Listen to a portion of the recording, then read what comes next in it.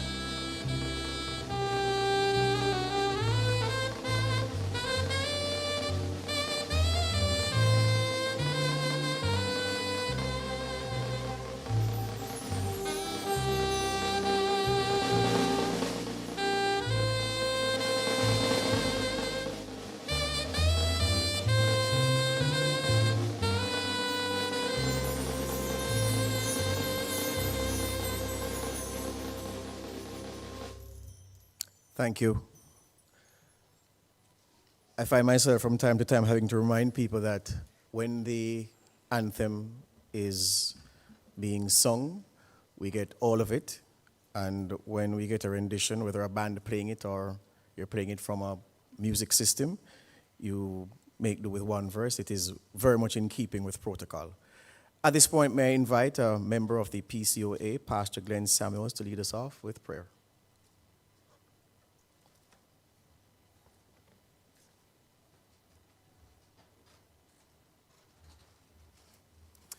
They say exercise keeps you fit and healthy, so I shall ask you to stand as we seek the Lord in prayer. I won't charge you for the health bill in exercising. Our heads are bowed, our eyes are closed. Almighty God, we lift our hearts in praise, and adoration, and thanksgiving to you for your loving kindness to us. You watched over us as we slept last evening. You woke us up with the blessings of life and health for another day. You have brought to our shores safely our friends who are here to participate in this significant session. And now we ask your divine presence to be in our midst. Your words have reminded us that except you build the house, our labor is in vain. That it is in you alone we live and move and have our being. And we take not life nor its gifts for granted. And so we lift our hearts in thanksgiving to you for the blessings of life and the gifts attached thereto. God, our world is troubled. We thank you that you've blessed us thus far with a nation with relative peace and safety. We thank you for the eternal vigilance that your sons and daughters who occupy responsible positions must play for the preservation of law and order. Bless our sitting today. We thank you for all the participants. We thank you for all of the persons who give themselves to serve with dignity and integrity. May your will be done and may your kingdom come, is our asking with thanksgiving in Jesus' name. You may be seated.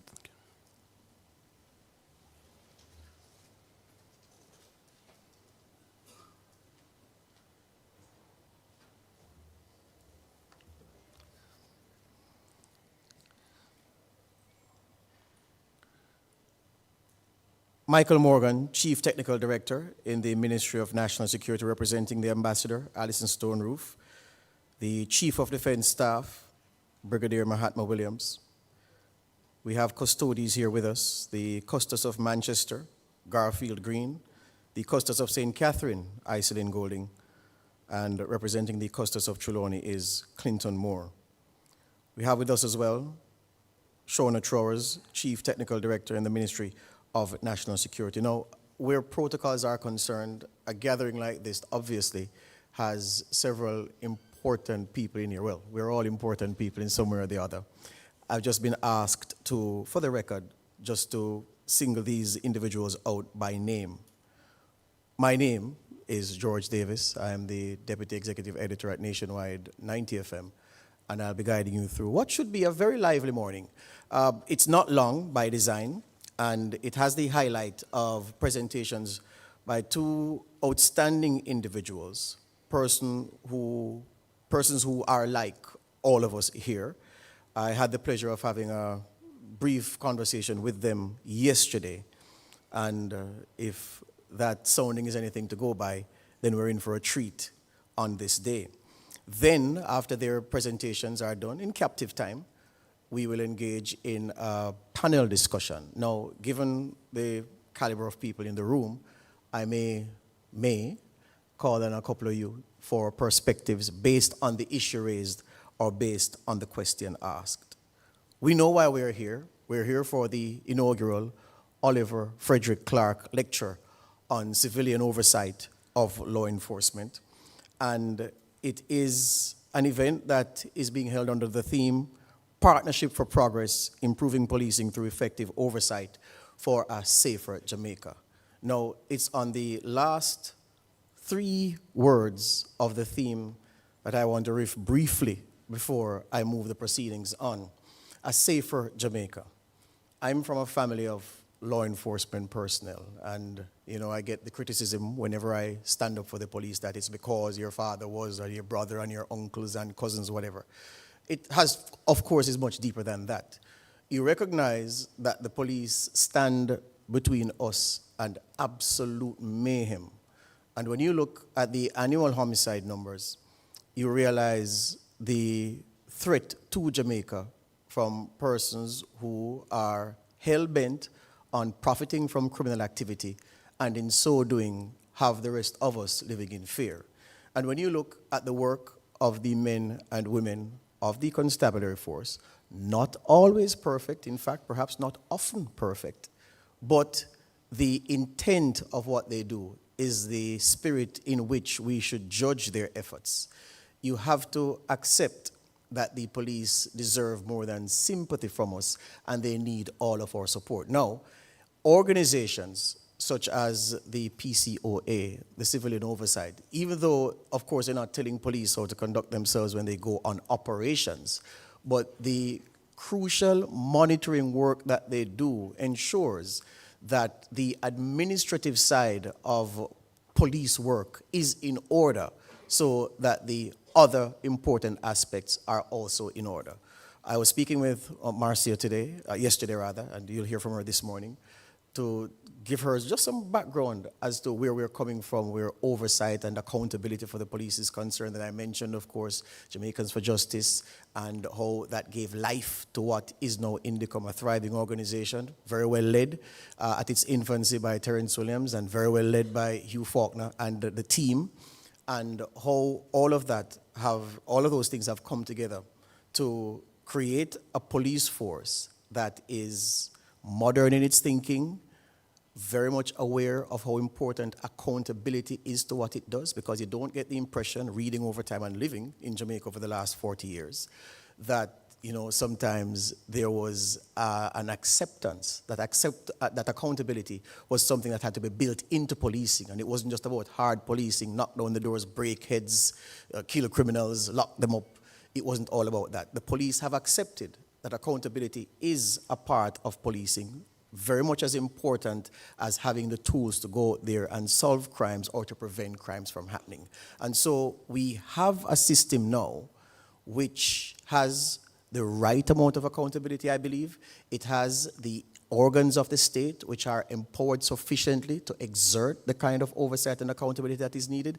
And it has a police force that is equipped with the human resource personnel and the equipment, the technological tools to be able to do the good job. What you need now are the people who manage these systems to continue managing or to even improve their management so that we can get better results, so that Indicom doesn't have cause to lament the excessive use of force and the seeming way in which there's a veil drawn by the police when they engage in certain encounters with wanted people or people of suspicious character, and that we can accept that when the police say we shot someone in a fatal confrontation, that it was indeed that. I mean, there's no sweet spot that any country has hit where that is concerned, coming from our history that we haven't hit.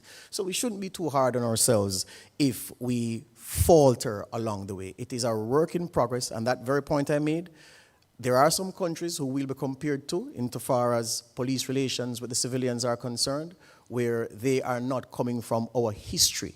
Our history has to be taken in account, our political history as well, which have armed young men and put them into basically paramilitary groups warring against each other, green versus orange. That's a product of what this Jamaica is today. And coming out of that, then it would be foolish to expect that things would be perfect and that we wouldn't have the problems that we are now trying to solve. I don't go to work every day trying to go into a space where there are no problems to solve. I want problems to solve. You should all want problems to solve, because that's why your education and training will be put to most valuable use. So I say all that to say that an occasion such as this is important. An organization such as the PCOA is important. Equally as important is the work of the police. And more important than that is our support for the work of the police, the work for the PCOA, the work of Indicom, and the agents and organs of the state, civil society, state agencies that exist as the checks and balances on the work of man. Yeah, my time is that. So right now, I'd like to invite to deliver opening remarks the CEO of the PCOA, Mrs. Atara Byfield-Nugent. Make her welcome, please.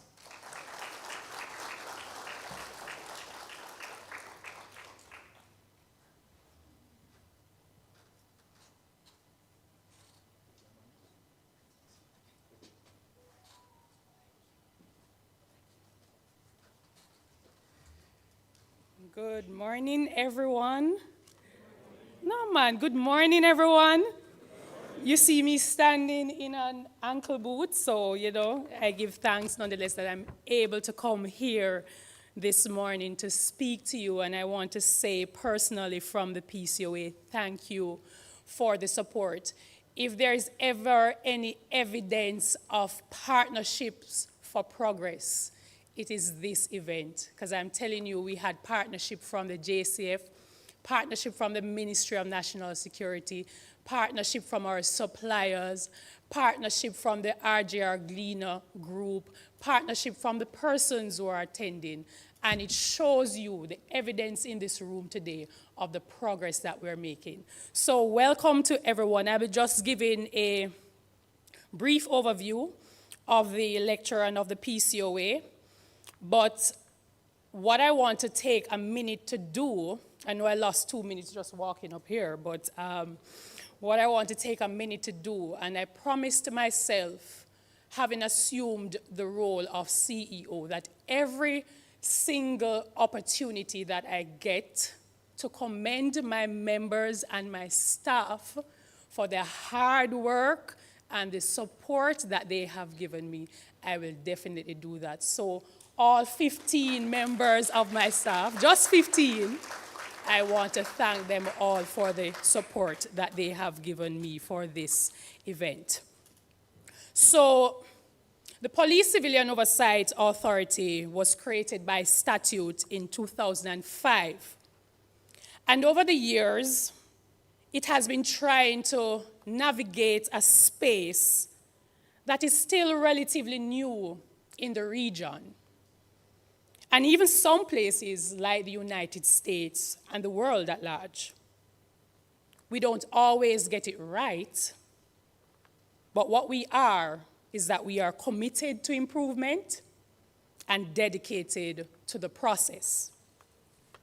And so with the limited staff and resources, we have to design programs that are impactful, transformative. We have to design programs that are designed to shift attitudes and behaviors.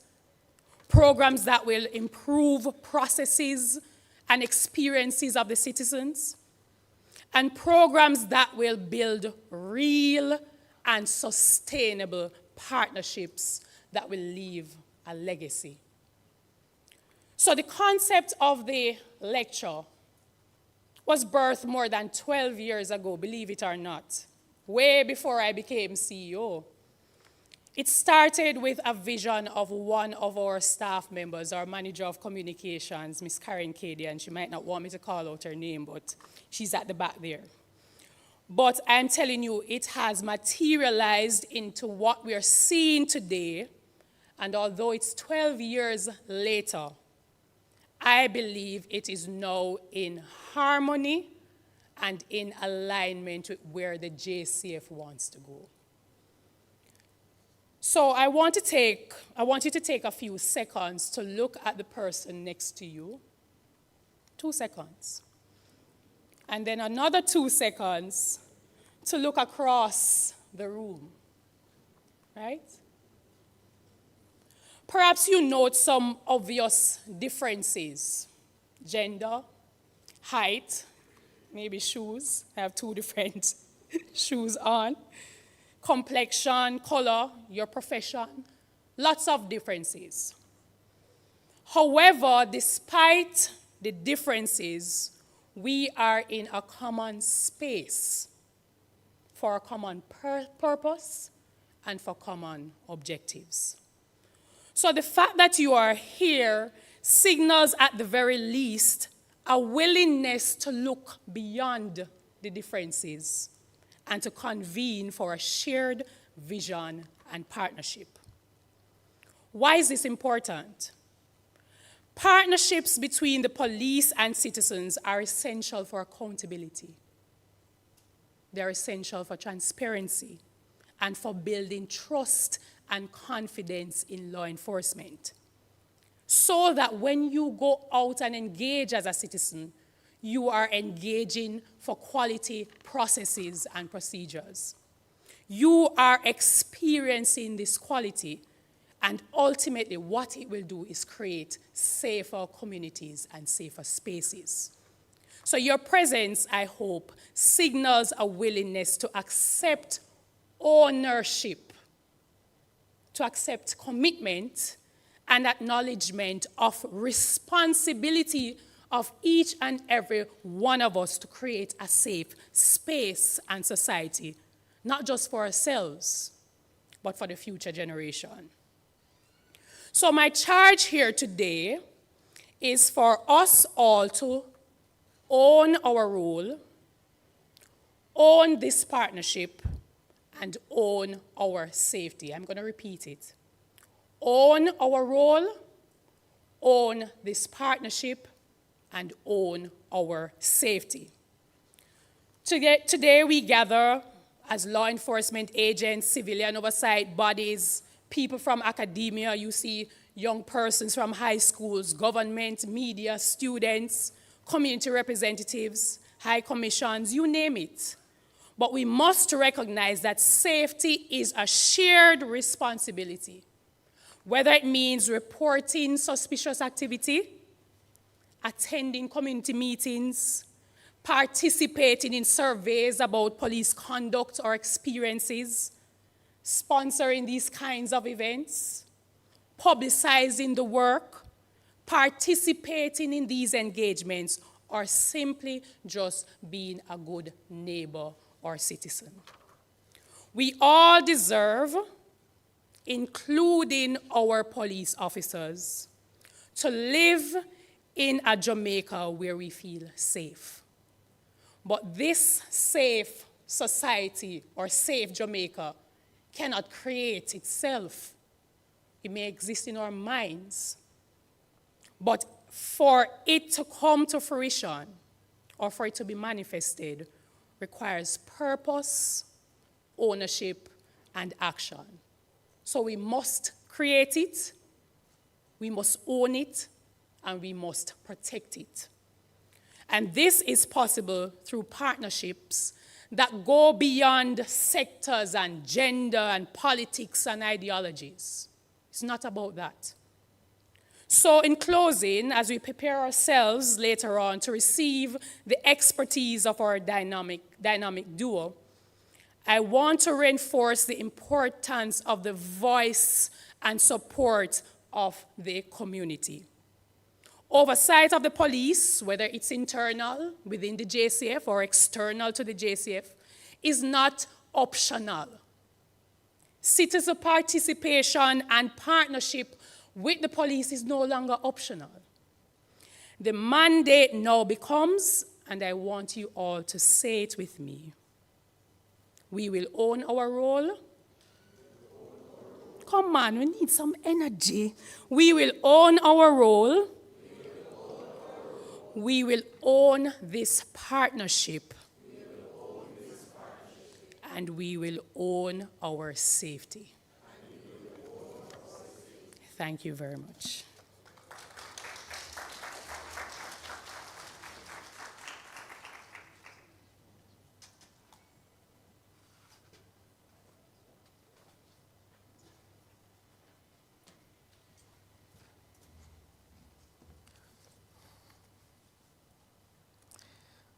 Thank you, Mrs. Byfield Nugent. May I invite Mr. Joseph Matalon, Chairman of the Gleaner Company Media Limited and the RJRGLEANER Communications Group to bring greetings.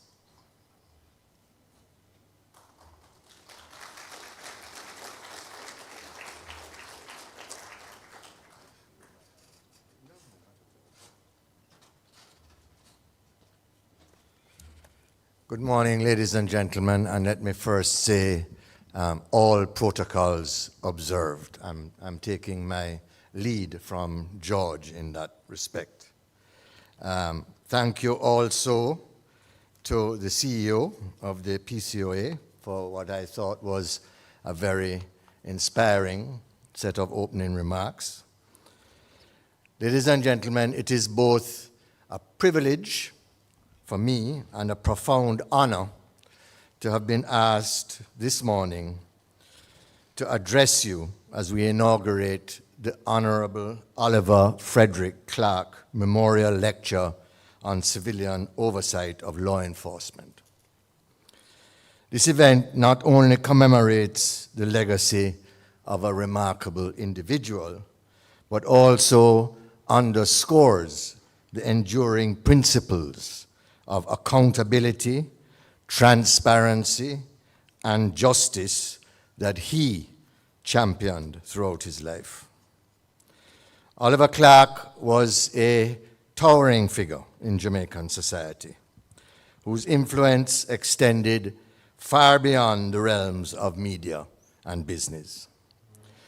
Born on October 19th, 1944, he dedicated his life to the service of this country, embodying the virtues of integrity, of courage, and an unwavering commitment to the public good. His journey was marked by a steadfast belief in the power of truth and the essential role of a free press in safeguarding our democracy. Oliver's tenure at the Gleaner Company began in 1976, a period during which he transformed the newspaper into one of the most influential publications in the English-speaking Caribbean. His visionary leadership was instrumental also in the merger of the Gleaner with Radio Jamaica Limited, culminating in the formation of the RJRGLEANER Communications Group. This strategic alliance created one of the largest media conglomerates in the region, ensuring a robust platform for independent journalism and diverse viewpoints. Oliver's acumen was not confined to media and oversight. He was also a visionary in the business sector. His leadership at the Jamaica National Building Society, where he served as general manager and later as chairman, was transformative. He guided the institution's evolution, into the Jamaica National Group, a multinational conglomerate encompassing banking, insurance, and other financial services. His business philosophy was deeply intertwined with social responsibility, always aiming to uplift communities and foster economic empowerment. Oliver's dedication to accountability extended beyond the media landscape. He was a founding member of the Police Civilian Oversight Authority in Jamaica, established in 2006. His involvement was driven by a deep-seated belief that law enforcement agencies must operate with transparency and be accountable to the citizens that they serve. He understood that civilian oversight is not merely a procedural formality, but a fundamental component of a just society. His efforts in this arena have left an indelible mark on the pursuit of equitable law enforcement practices in Jamaica.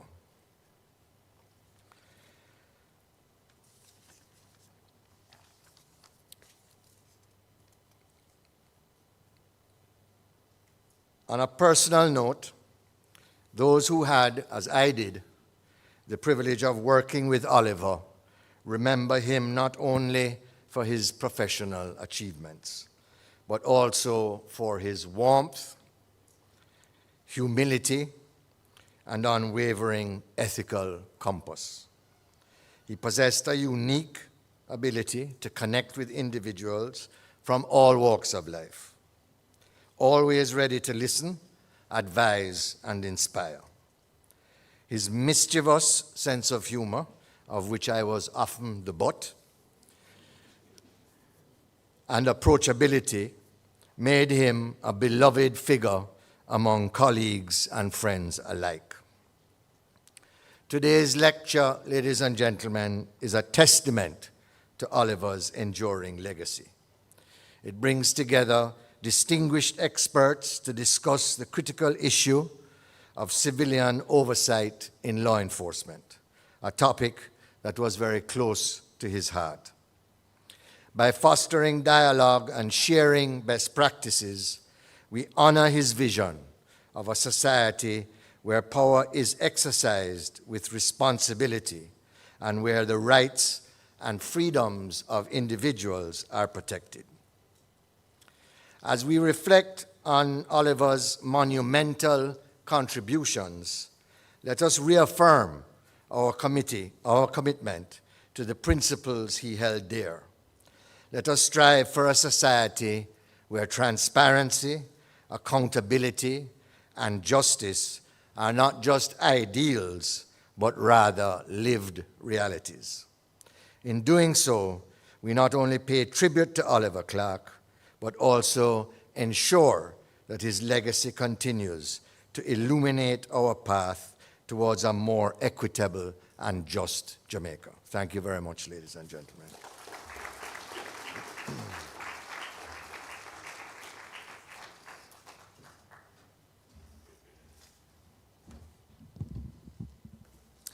And thank you very much, sir. Thank you.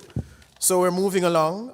I invite Michael Morgan, Chief Technical Director in the Ministry of National Security, for his greetings.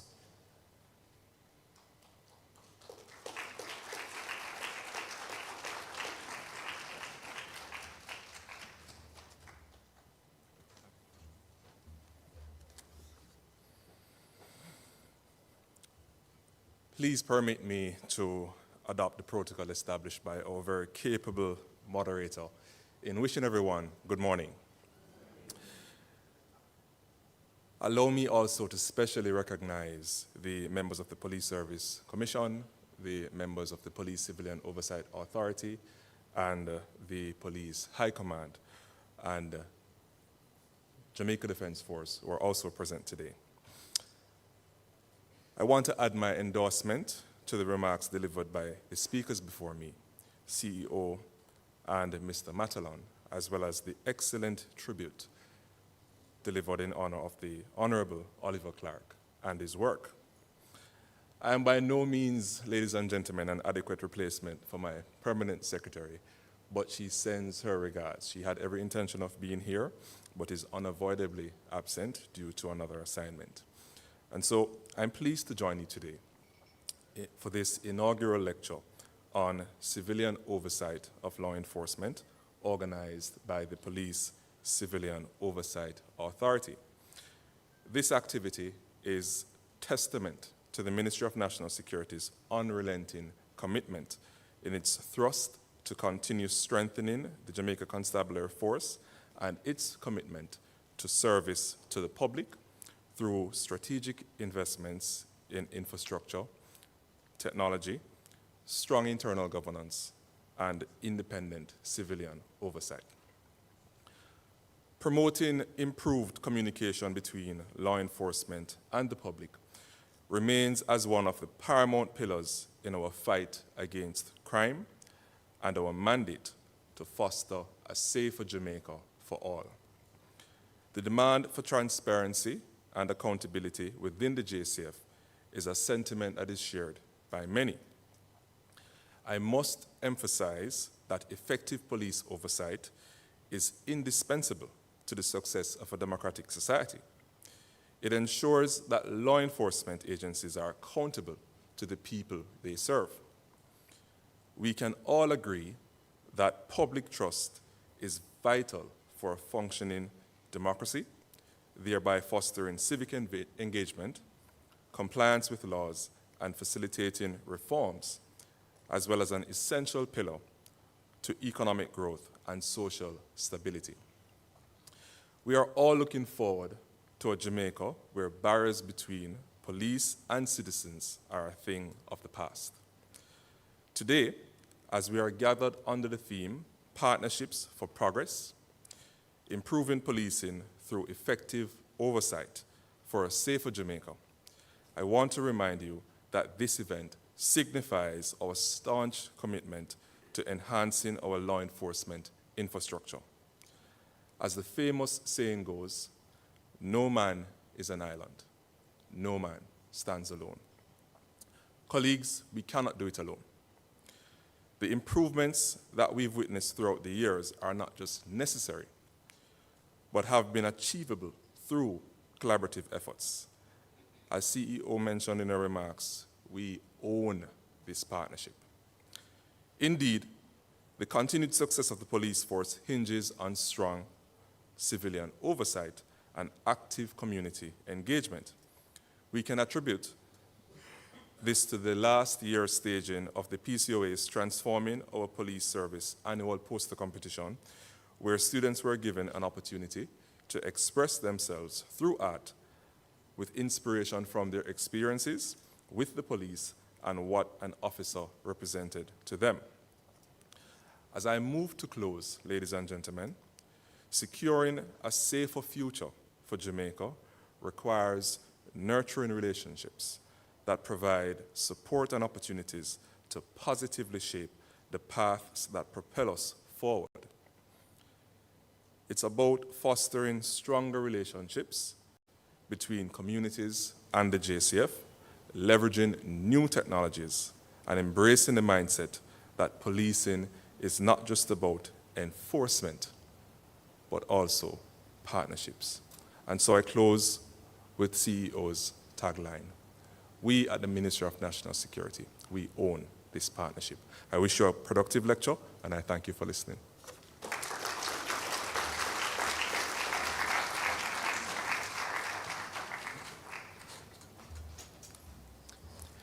Thank you very much. Time now for a video tribute to the Honorable Oliver Frederick Clarke. The Honorable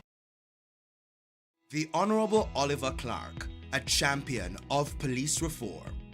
Beyond being a media and business mogul, Oliver Clarke, media mogul, Caribbean luminary, a name synonymous with success, But beyond the headlines, a quieter passion burned brightly, a pursuit of police accountability and reform. This often overlooked aspect of his legacy reveals a man deeply committed to a better and safer Jamaica. His commitment took concrete form in 2006 with his appointment to the Police Civilian Oversight Authority, the PCOA, by then Governor General Kenneth Hall. While appointed for a 5-year tenure, he also served on the Police Service Commission, which highlighted his dedication to public service, even amidst his demanding professional life. Authority at work. Before the PCOA was fully staffed, Mr. Clarke, alongside fellow founding members, embarked on rigorous inspections of the Jamaica Constabulary Force divisions. Mr. Clarke was assigned the area of firearms usage.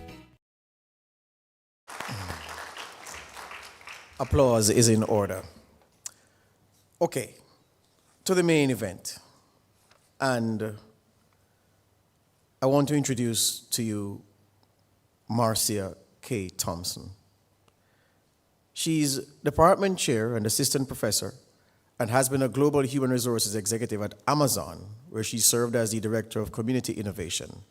She's an attorney and has over 20 years of experience working on creating equitable workplaces in corporate, academic, and within the public sector.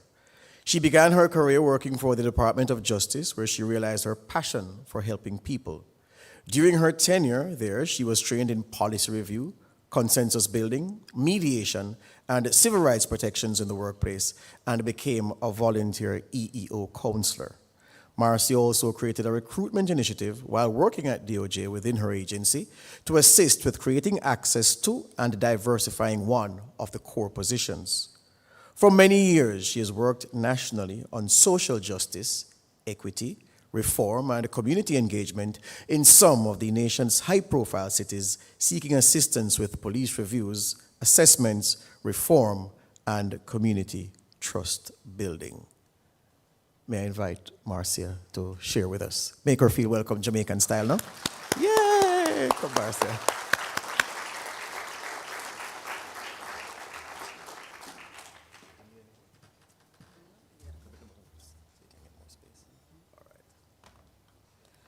Good morning, everyone. PowerPoint gonna be up there? Yeah. All right. I'm just waiting for my PowerPoint to get set. And I appreciate you all. I appreciate Jamaica inviting me down. Dr. Barnes and I were at NACO and had given a speech. And while we were there, we ran into many different countries, but the most welcoming was Jamaica. And so much so that we're here today. A lot of folks invite us to a lot of places, and Shon and I were saying that. We were saying, you know what, we get invited a lot after we get off the stage, and not many come through. And so when we got the call, and I don't know, it may have been a year later, we got the call to come, we said yes, we'd be here. So I just want to say thank you for that invitation. Thank you for the gracious conversations that we had in Chicago, which is where I traveled in from. It's a lot colder there, so I'm glad to be here. This warmth is refreshing and rejuvenating, as well as the people that we have been engaging with since we've been here. So we really appreciate your time and your commitment to civilian oversight. As mentioned in my bio, I've been working in the reform space since 2001. Got out of law school, and within a few years, I was asked to go to Cincinnati. In the United States, Cincinnati was one of our first cities to be under a consent decree. And so when a city is determined in the United States to be under a pattern of practice by DOJ, they're put under a consent decree. And so I don't know why 3 years or 4 years out of law school, they thought it would be good to send a young lawyer down there when the smoke was still on the ground. But I went. And what I saw there was, I'd say, different than what I'd been exposed to in my career. But I was inspired by the fact that they had asked me to come. And at that time, it was called ethical policing. That was the term we used. And you know the terms change depending on what the atmosphere you're working in. And so I know after a consent decree gets either by court order or by agreement. You can have an MOU or you can have the court compel it. And lately we've had both. And so in Cincinnati, they were still in the midst of actually protests. There was still smoke, people were still on horseback when I got on the ground. And my job was to go in and help them with ethical frameworks. And so thinking about ethical frameworks in the middle of protests is daunting, let alone something that the police want to embrace at that moment when they're trying to restore order. And so that was really my full thrust into police reform and getting a perspective of what a consent decree was. I've worked from 2001 until most recent case I worked on for reform was a Breonna Taylor investigation. And so I've worked from 2001 until 2022 on different reform mechanisms. And so I'm going to have a conversation with you about what I've seen through the last 22 years and up until this week. I still work with cities, just not specifically on consent decrees. As a monitor, I'm currently working with the city of Chicago, which is unique in the sense of our consent decree is through the Attorney General's office. So it's a state order consent decree and not a consent decree that is compelled by a federal judge and the DOJ. So I'm actually working with the police department, with the department to actually work on reforms to comply with the consent decree. So a lot of times historically I've been on the other side of the table working with the technical assistants, with the compliance and with the monitoring team. And I've also worked in the Virgin Islands, as well as Baltimore and Denver. And so I'm going to give you some examples of some of the places that I've been to and what I've seen for oversight that I think, I won't say best practices, actually I'm looking at some next practices, because some of the best practices are no longer what we should be doing. Those are things that may have worked in the past, but as we look to the future, we're going to need to embrace some new things. I know one of the things that was mentioned in the people prior to me was innovation and technology. So I am looking at, I'm going to call them my C's. I'm glad that the persons that went before me, we didn't use the same acronyms because I'm going to have my own. So I've got how we conceptualize oversight. What is the composition of your oversight agency? What is the collaboration between your oversight agency and your police organizations? What is the culture of both the police department as well as their oversight agency? And then what is the credibility of both? So those are things that I want you to really focus on when I'm talking to you. So when you talk about conceptualizing, when you created your oversight, what was it that you were thinking about? Were you thinking it was going to be making recommendations to the police and telling them what you thought might work? Or were you thinking that you were going to have complete autonomy where you could extract reports, have access to data, and write your own reports, independent of the policing agency? And I think that's something that a lot of oversight entities don't think about, is the concept of what we want. We come up with legislation, we come up with statutes, we come up with an ordinance, but we really don't walk ourselves through what do we want to be as an oversight agency, and how do we want to function with our police department. And so when I go back and work with agencies now, they're already in place, just like yours. And I ask them those questions, basically the who, what, when, where, why, and how. And I ask them, when did you get started? And they talk about when they got started. And I say, okay, why did you get started? Was this because of an incident that happened? Or was it because you were being proactive? And I've worked with both. And so some oversight agencies come out of chaos. And I often say chaos sometimes breeds creativity. Because when departments are put under a consent decree, they're required to come up with some way to comply with. Many departments have about 400 different paragraphs they got to comply with. So when you talk about 400 different things you have to do in order to be in compliance with a federal consent decree, that's going to breed some creativity. And that creativity has to be with your police. Because if you do it in isolation, it's not going to be accepted by your policing organizations. And then you're going to have that strain. And so again, why are you here? Why did you set up your organization? And then what do you expect it to be able to do? And if you expect it to have authority and autonomy, then that has to be in the ordinance, and it has to be spread throughout the department. We have some organizations that have no authority. They have autonomy, but they have no authority. And so when they go into situations and they ask for data, they're blocked. I just worked with a department. I'm not going to shout out their names because this is being broadcast all over the world, so I have to give some discretion in that. But one department was proactive. Their city manager, city attorneys contacted me and said they want to create a civilian oversight. So the first thing the police said is, well, they can't have subpoena power. And I said, well, why not? And they said, because we don't want them to just have access to our records without us having approval for what they get. I said, well, is it truly oversight if they have to ask you for what they get? And they said, well, we're going to give it to them. And I said, oh, you going to give it to them? I said, well, just let them have subpoena power then. You're going to give it to them anyway. Because that goes to one of my other C's, which is collaboration. If you're going to collaborate already, then why can't it be in the law that I can have access to the documents? And they said, well, we still want to have the final say. So that's truly, they want to have veto power. So the debate went on, whether or not there should be subpoena power. One of my really good friends that used to be the executive director, well, president of NACOL. I know those who are in civilian oversight know what NACOL is, and that's the oversight. It's a national organization of civilian law enforcement oversight, I believe. I mess it up regularly, but NACOL. I love NACOL, by the way. That's one of the best websites when you're doing research and you're looking at what statutory laws and regulations are out there for each city.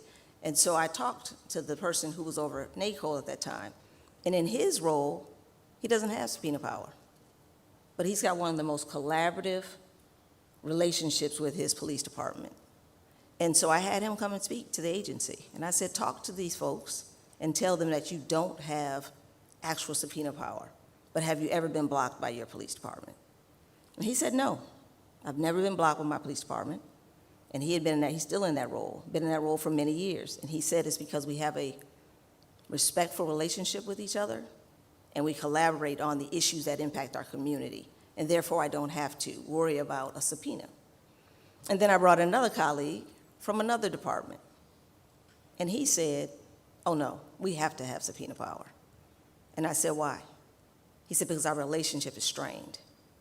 And therefore, I need the authority by law to get the documents that I have.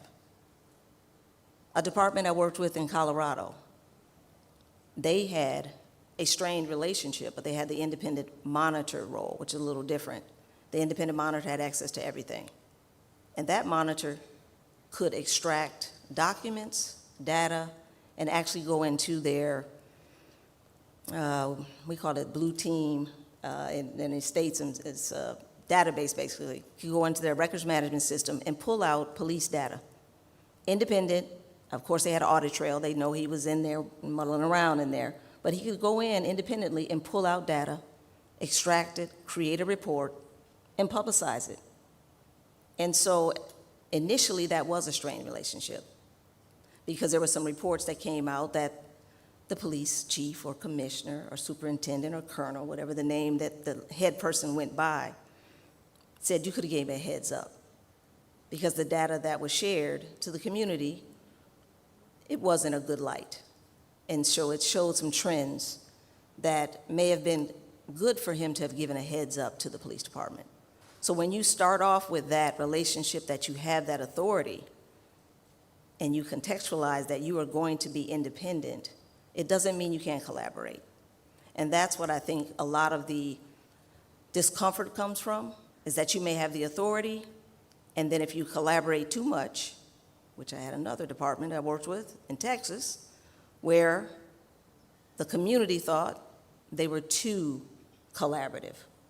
So is there a fine line between where the police and the oversight agency cross over where there's no credibility for either?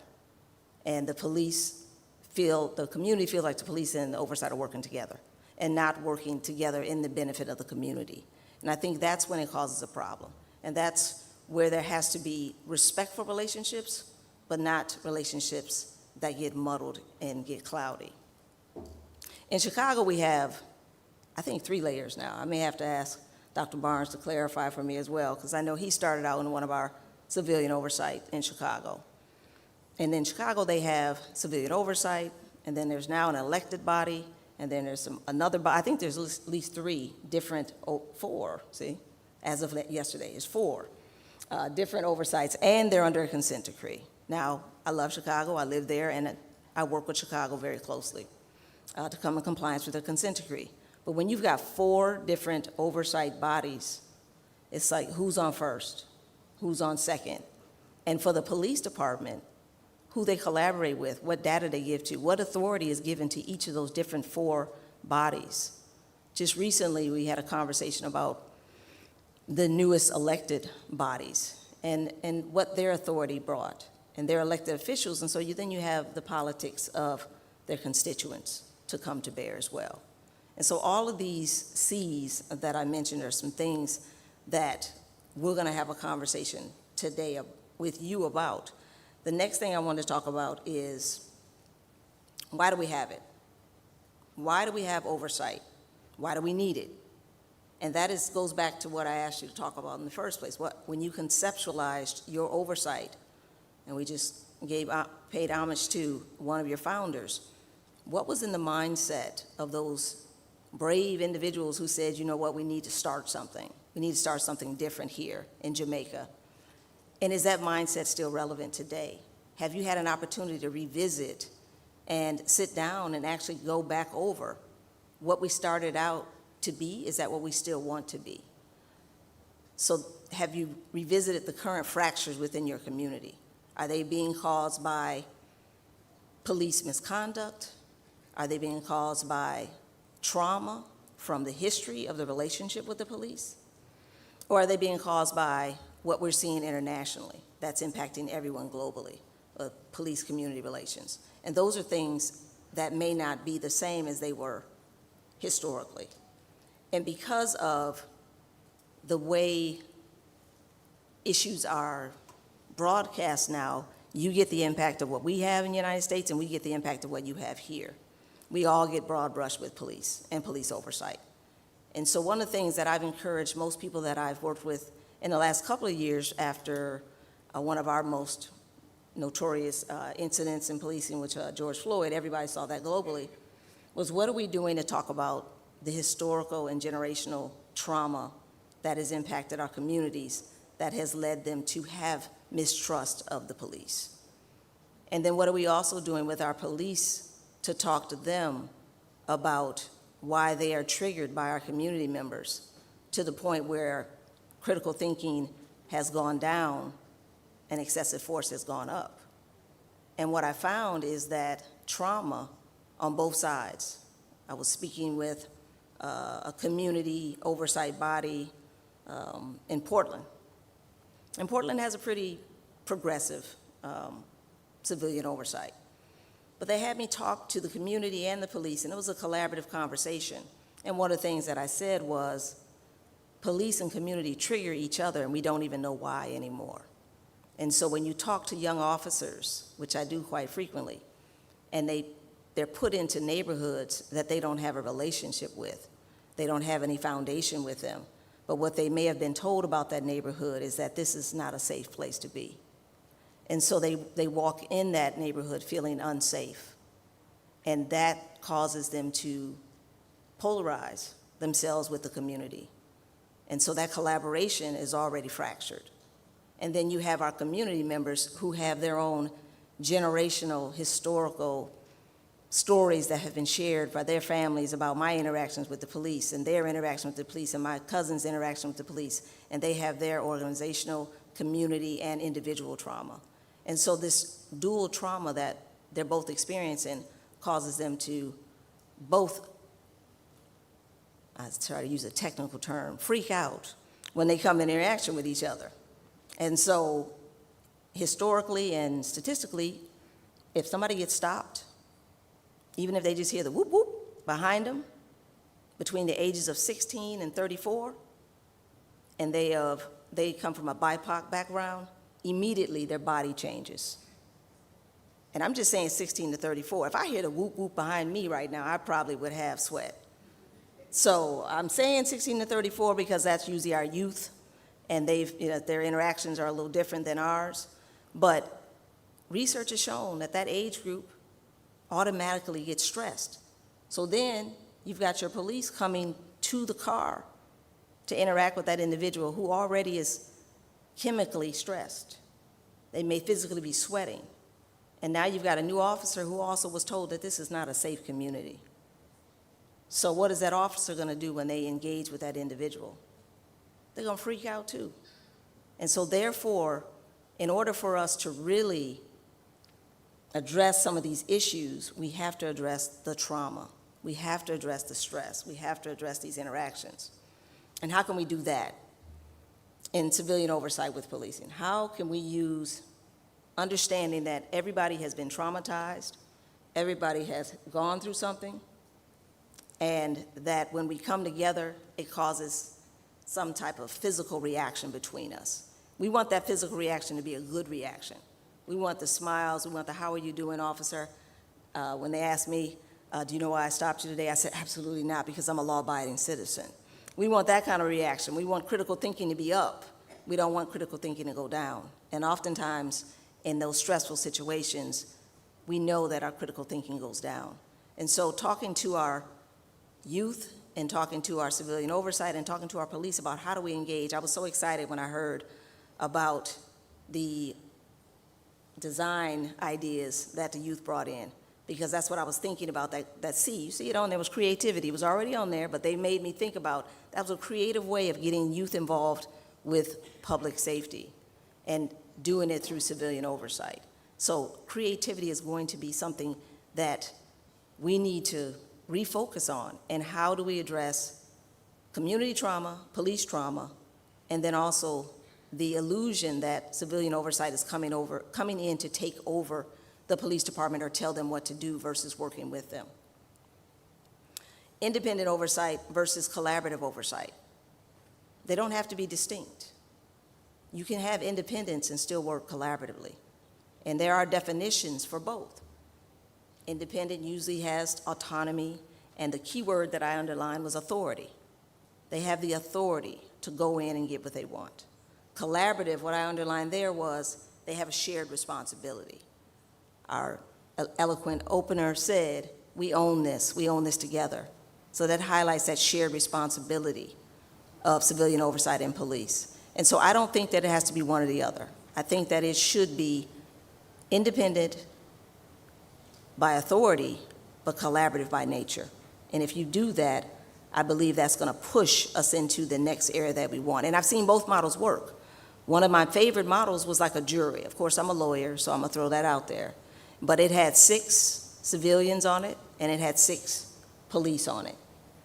And they would get together, and anything that was considered a serious incident, that 12 body would come together. And the 12, 6 of them were nominated by the police commissioner or the chief, and they had terms. And they also had the union on there. A lot of times I did not see that, where a union representative was also on there to make sure that the officers' rights were protected during any of those administrative reviews of a case. But the other 6 bodies were community members who applied through the mayor's office or through city council. And they were interviewed, selected. Their intentions were interviewed. Why do you want to be on this body? Are you here to stir up, or are you here to collaborate? And they would select the folks, and I believe it was a 2-year term. And they had asked us to come in and check to see if their body was still viable. And that's what I don't see a lot of agencies doing, is revisiting your viability for today's issues. You have to revisit your viability. So when they asked us to come in and look at that, I was already excited because they wanted to self-assess themselves. No one forced us to come there. There was no consent decree. There was no critical incident. They said, we want to look at ourselves, look at how we conceptualize ourselves, and see if we need to change what we're doing. And so they asked me and some other of my colleagues to come in and not just look at them, but they said, we want you to look at 13 other oversight agencies that are similarly situated to ours. And so I went out nationally. Of course, to get 13, you got to go through 20. And so they had to be similar in size. You guys are a big policing organization. I heard the number was about 18,000. So in the United States, you'd be comparable to a New York, an LA, or Chicago in the size. Chicago has about, I think, 13,000. I think New York has about 30. And so you'd be in the middle of some of our largest metropolitan urban cities when you talk about size. So they said, make sure it's similar in size. And so when you're comparing oversight and how it's going to function, you do have to compare size. Because you think about, well, I was deputy chief. I didn't throw, that wasn't in my bio. See, I'm just throwing that out for y'all. I was a deputy chief equivalent, I like to say, of a police department. And it was one of the largest ones in Illinois, but it dwarfed in comparison to Chicago, which has 13,000. I had 120 officers. I know, laugh at me, okay. 120. But to manage 120 with civilian oversight, with community oversight, and with a fractured community, it seems like there was 18,000.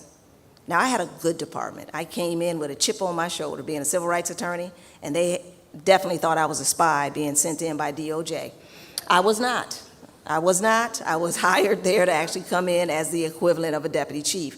So that made me the number 2 in the department. But with the 20 years of policing oversight and looking at departments and doing civil rights reviews, the department was anxious as to why I was the number 2 now. So I walked in there with an attitude. Now that they're going to see it and say she did have an attitude. But I also wanted to make sure that we were the best department in the United States, because not only did I want them to be the best, I knew they could be the best. They were, you know how that book, Good to Great? They were already good. I just was there to make them great. And that's what I thought was my role. But there were some fractured issues within the community. And so building that relationship back up with the community, and it was in a neighborhood, you all might know one of our presidents, Obama, he used to live there. And so it was in that neighborhood. So it was a good community. It was a great community. And they wanted to embrace the police department. But there had been some historical issues with that community and our black and brown children and our youth that would venture into our jurisdiction. And so they had created some racial equity frameworks, but they also created some civilian bodies. And so that was part of my main role, was to work with those and the community to bring them back together. But the first thing I did is said, why were you created? Because when you were created back then, I was not here, and the mandate you were given then may not be relevant for today. And so we spent a lot of time doing self-reflection, finding out if the people who were on the oversight body were the right people. Now, mind you, we were a private agency, so anything we did was voluntary. So going back to my earlier thing, do you need the authority, or do you want to have the leadership that actually owns it and says, regardless of authority, we're going to do it? Because as a private policing organization, we didn't have the same responsibilities for transparency. We didn't have the same accountability requirements. And we also didn't have any of the state requirements because we were a private police force. We had the same rights to arrest you, though, and take away your liberty. So we responded as if we had the same responsibilities as the Chicago Police Department, which we didn't. But we were very transparent.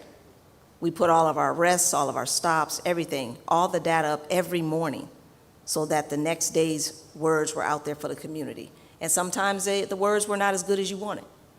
And you would get a call, and someone from the community would call in and say, what happened? And so when you're looking at whether you do it voluntarily or you do it by mandate, I think that it also starts with your leadership. I would not have taken a job working in policing if I didn't believe the leader was going to be a person who was going to champion the things that I believed, because if we are at odds inside our own police department, it would not have worked. But I knew that leader. I took ownership of being his number 2, and he said, I want you to build our community's trust back, and I want our community to be involved. So one of the things that I've seen work, not just in our department, but across the other agencies, is the training that you do in civilian oversight and that you do with the police. So one of the things that we did was we actually trained all of the community and the police together on a problem-solving model, a very simple problem-solving model, one that I know Dr. Barnes and I learned, I can't say his age, but we learned back in the academy.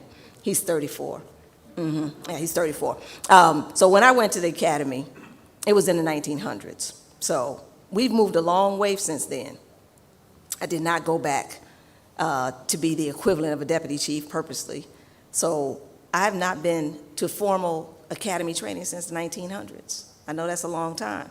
So when you set something up back then, is it still relevant today? And so we did training in the entire police department and any community member that wanted to participate. And it was the same problem-solving model for everyone. So not only did we train with them, we told them what we were going to train, how we were going to hold our commanders for their districts accountable for working with the community, and they knew the framework themselves probably better than some of our street officers because they paid attention to the training. And then we rolled out a model involving the community and the police in problem solving together. And so we had that collaboration.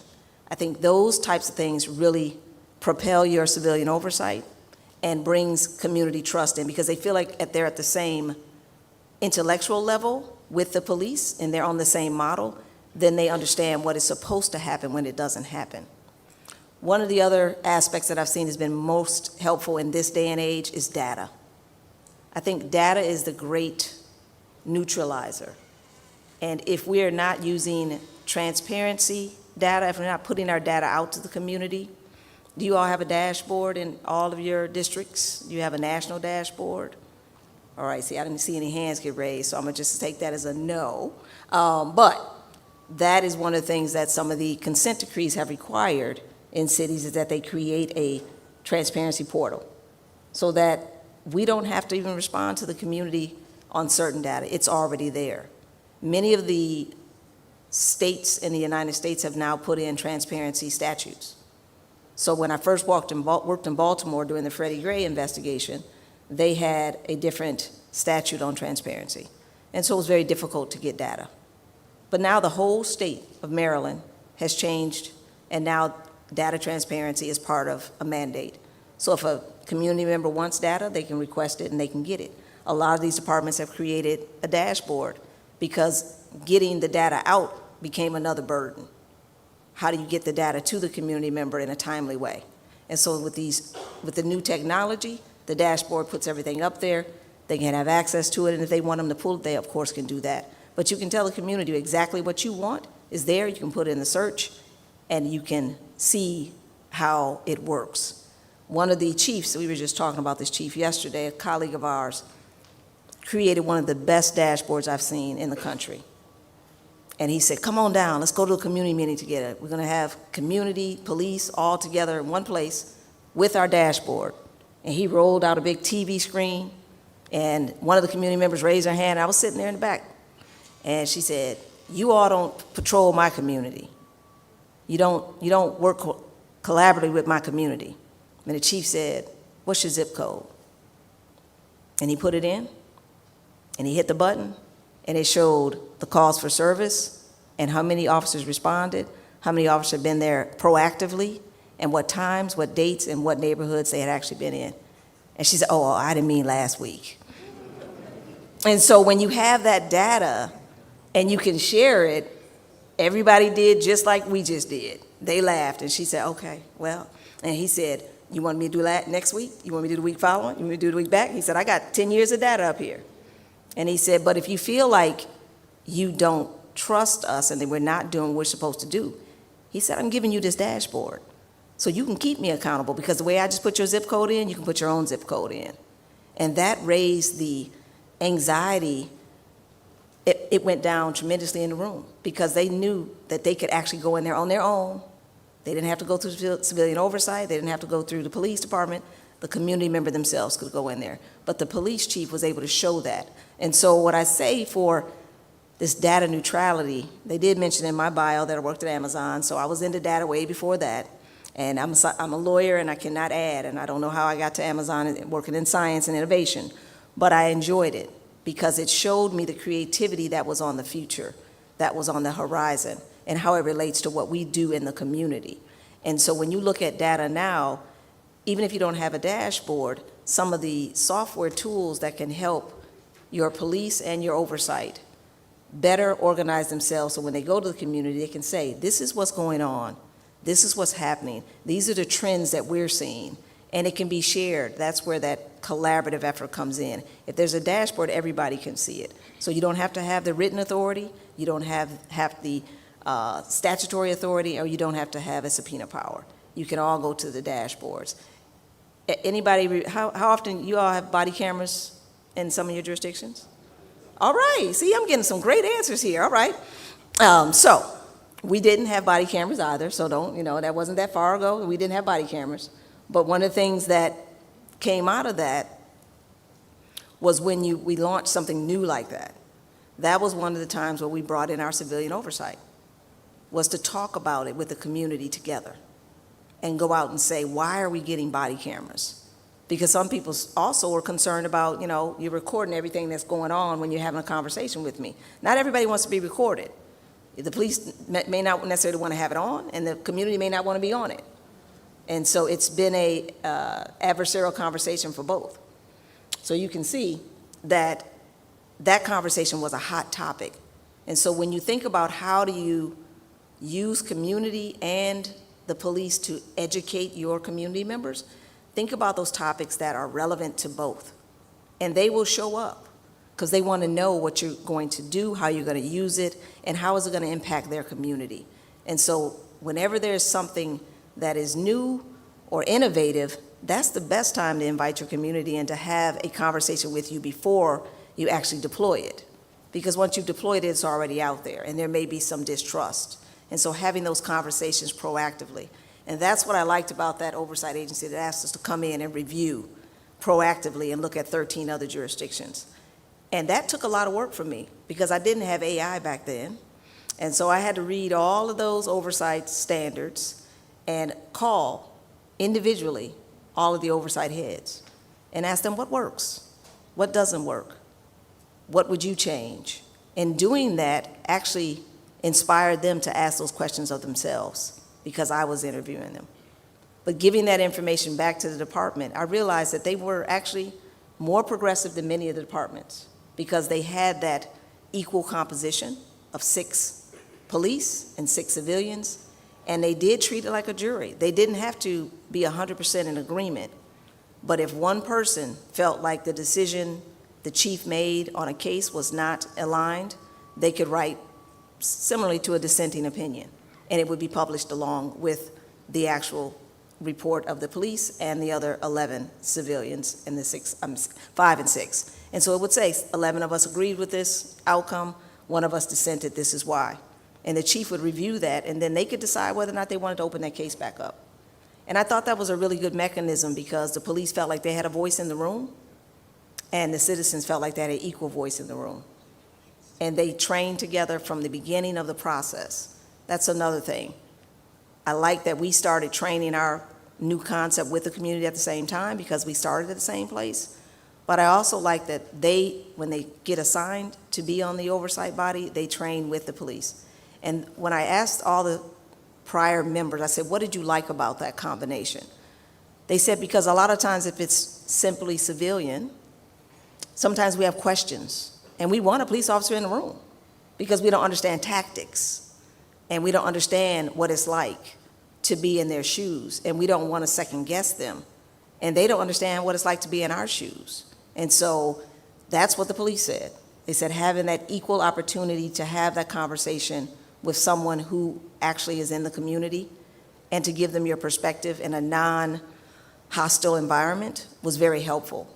And so that's why I say that a combination of independence, collaboration, and oversight is probably going to be the best model. Now, technology is going to be something that I pushed here, and so the data neutrality, how you all do it is going to be a little slower than what I would like because technology is going to be something you all have to embrace in order to really go through it. We would review about 30% of our body cameras regularly and then put out what we find. And so now with advanced technology, AI, large language models. You can put all your body camera data in there and it can flag whatever you want. Now, it's going to take away some human touch, but you're still going to need human touch. But we could only do 30%, and I told you our department was a small department compared to 13,000, 18,000. So how many body cameras, even if you had them, could you review in a certain time period every month or every quarter or every year? And so thinking about that and how you do that, and we assuming you now have the body cameras, this is the assumption, but you have to get some way in order to go through all of that data, and you're so disparate in your locations. And there's different leadership in different locations, even though there's one leader. When I worked in a federal agency, we had field offices, so it's very similar. You have one head, and you've got many different field officers. Those field officers felt very autonomous because they're separated from everyone else. And so the technology has to unify those areas too. So that's one other reason why technology is going to be helpful with your oversight is everybody will be feeding into the same system. Therefore, everything that's happening around you will also come into a consolidated system. And your oversight has to have access to that, whether you give it to them without request. If your statute allows for it, that's going to allow them to do their own independent reporting. I like to think about independent monitors and oversight as a force multiplier, because in policing, it's hard to catch everything because there's so many things that are going on. And not just catch everything that's bad. We got more commendations when we started going out and engaging with our community. We had a card that said complaints on one side and commendations on the other. And when the officer engaged with a community member, they gave it to him. And we got more commendations because they said, oh, I can write down this officer was nice. And historically, they had only got things where how you could file a complaint. And so when you give people options, you actually get a better picture of how they're doing. And so I'm not saying that the data that's coming in, we did a whole speech at a conference. I don't know if Shon did as we did together or not, but we talked about don't be afraid of the data. And don't be afraid of your data. So if you haven't even assessed your own data, that's one of the reluctance for having someone else assess it. So as a policing organization, I challenge you to self-assess yourself. Go in, look at your data, look at your trends, find out what communities you're having the most negative and traumatic experiences in, and then dig into that and find out why. And try to fix that problem, and then you can replicate that across the country. Because if it works in one community to remove some of the trauma and some of the historical damage and fractures, it's going to work in another community. But each community is nuanced. Seattle, I'll leave with my colleague's new city.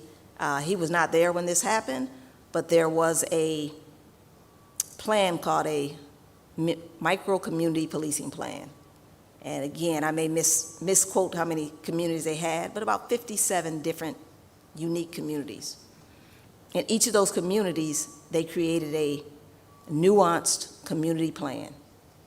And each of those community plans was shared with the community, with oversight, with the police, and then with an academic institution.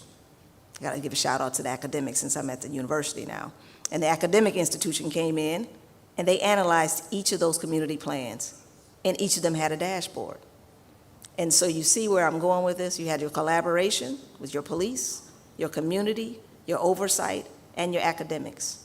And they went in and did those micro community policing plans. So they had 57 unique plans, but they were all going into one database, but everyone had their own individual dashboard. And that accountability was there. They could see exactly where they were meeting their metrics, how they were measuring their metrics, and the community could go on that dashboard at any time. And then they could see what was going on across the entire city. So something like that is what you call a best practice. When I was in Baltimore, I had them fly out to Seattle and talk to the people who were running that and talk to the university and say, how can we replicate this in Maryland so that you can have a similar, very nuanced, community-specific, transparent, accountable system that community can access, police can access, academics can do research on it, police can use it for their own research, and they can put out their own best practices. Now, I don't know where that stands today, but in 2015, 2014, around that time, 2016, it was one of the best practices I saw in the country for engaging in collaborative, cooperative, respectful community engagement. And the police didn't have any problems with the transparency because some of the data is already available. It just takes 40 clicks to get to it. But on the dashboards, it allowed them to get to it faster. So I'm going to leave you with the future and what I think you should be doing. We talked about engagement, ongoing dialogue to gather feedback that's measurable. So my word, I would always say measurable actions and outcomes to ensure that you continue the trust building. Independent audits, external audits of your own policies. You can call somebody like me, not me, but you can call me, but somebody like me to come in and actually look at your policies, procedures, and practices and identify areas for improvement. And as I'm going to restate, don't be afraid of the data. So if the data comes back and says there are some trends that are trending down, well, then we want to trend them back up. You can also do what I said about the training, regular training, continuous, collaborative, and evolving training, not just the same training every year. Training that is evolving to look at the history of that neighborhood with those police officers and with the trauma of those communities. We have to bring in community trauma into our training and police trauma into our training in order to alleviate some of the negative perceptions that we have of each other that was built before we even started the job. And we have to increase our critical thinking in those traumatic situations on both sides.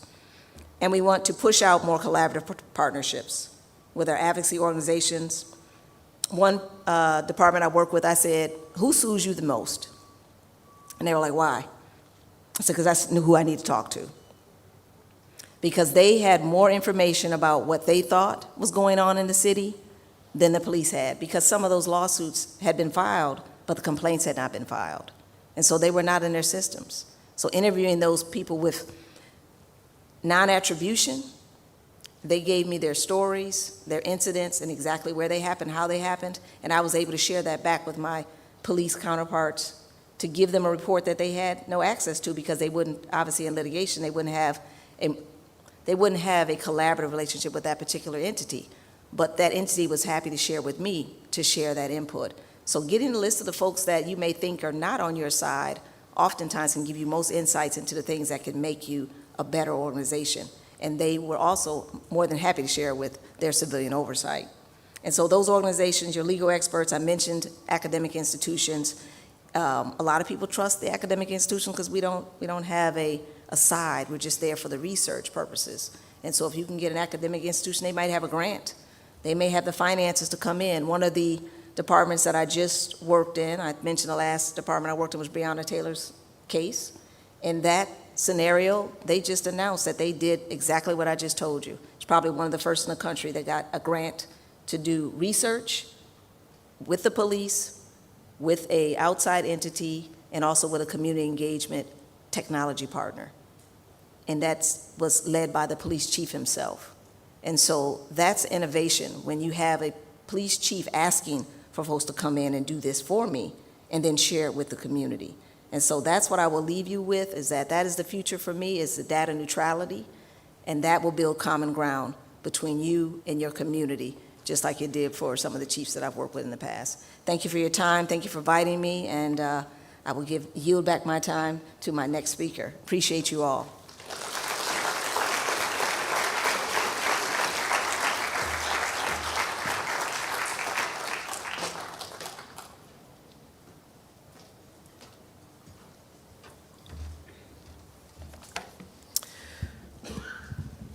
Thank you, Marcia. For those who don't have a program and who may have missed the introduction, that was Marcia K. Thompson, Esquire, Assistant Professor, Criminal Justice Department at Aurora University in Aurora, Illinois, in the United States. After the presentation by Dr. Barnes, we will have coffee break. Then we'll have the discussion where we field questions from the audience, and then we have some presentations, and then we'll be done with the day.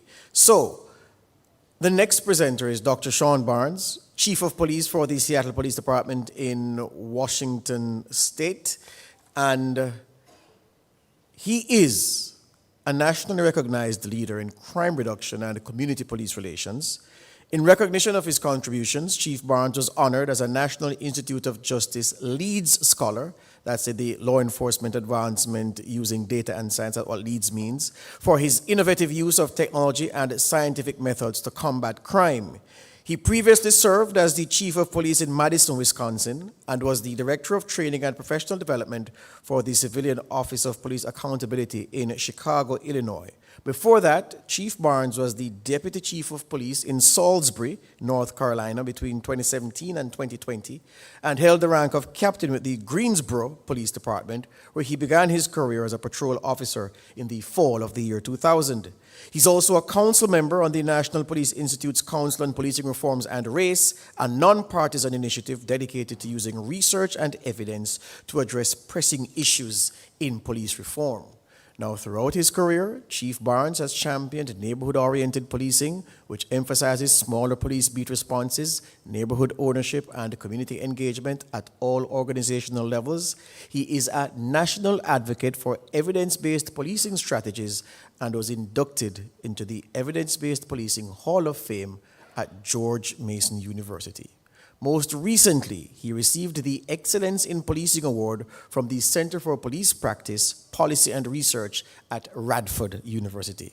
His philosophy in policing can be summarized in this way, quote, "Community policing should be neighborhood-oriented, community-focused, encompassing both businesses and residences.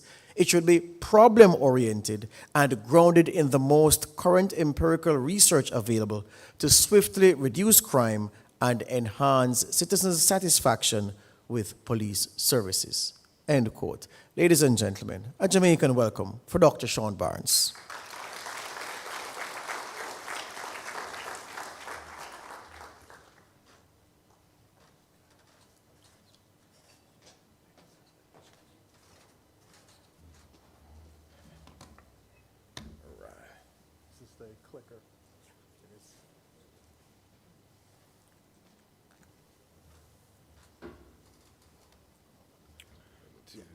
Which to click it, which way do I go? Yeah. Just go. Okay, so go back. Okay, great. Good morning.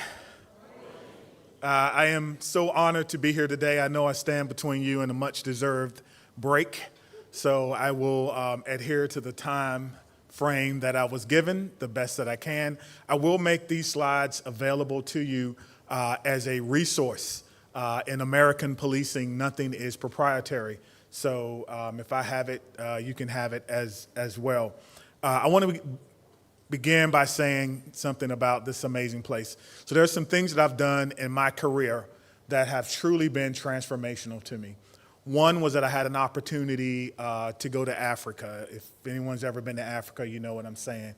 So I went to Bamako, Mali, and I got an opportunity to teach community policing and problem-oriented policing in Africa. And it was the first time in my career that I worked with people, that I worked with more people who looked like me than didn't in my entire career. And some of you may not know what that feels like, but that was amazing to me. The second thing was in March of 2020, as you know, we had a very high-profile police killing that changed the world. That was George Floyd. I was asked by the Department of Justice in the United States if I would come and help investigate the Minneapolis Police Department pattern and practice of policing. And that, to me, was life-changing because I got an opportunity to make some meaningful changes in a situation that impacted the entire world. And then the third thing is the opportunity to come to Jamaica. This is a special, special, special place. My first time here, I was talking to one of my counterparts, and I was telling her that I've been married for 20 years, and 3 years ago was the first time my wife and I had ever been on a plane at the same time. She's been working, she's a doctor, I've been working in different fields, and she says, "You need to do better." And I was like, "You're right, I do." But to underscore how special this place is, got here a couple of days ago after a flight delay, or a flight miss, if you will, from a connecting. They lost my luggage, all right? So what you see, I brought here in Jamaica. I was gonna go shopping anyway. You can't stop that. So they said, Chief, the luggage is not here. I was like, my luggage is not here. What am I going to do? Then they said, don't worry, it'll be here on the next flight that comes in at 8. 8 o'clock, gets here at 9 o'clock. Chief, your luggage is not here. I'm like, my luggage is not here. My luggage is not here. Then we went yesterday and we toured the Bob Marley Museum. It was absolutely amazing. They said, don't worry, your luggage will be here tonight. 9 o'clock comes, I'm resting. They called me and they said, Chief, your luggage is not here. I said, no problem, man, no problem. No, don't worry about it. I'll wear whatever I got to wear. So all my energy had just shifted and focused because I'm in this amazing place. So let's get started. I may take this microphone off, I don't know. Let me see if I can get this right. So this is my journey, right? And I see some young people in here. So I like sharing my journey before I start talking. Over in that corner, this is the United States, over in that corner there's a long title there, word is Murfreesboro, North Carolina, right? That's where I'm from. And so I always talk about that because I was born in a very small farming agricultural town. I lived for many years of my life in a farmhouse. We had no running water. We had no indoor plumbing. And no air conditioning, none of the things that we're kind of accustomed to today. And I always put that on there to say, and I see the young folks here, and I love my young folks, it does not matter where you start in life. It only matters that you're faithful to who you are and your work ethic, and you're going to get to wherever it is that you're trying to go.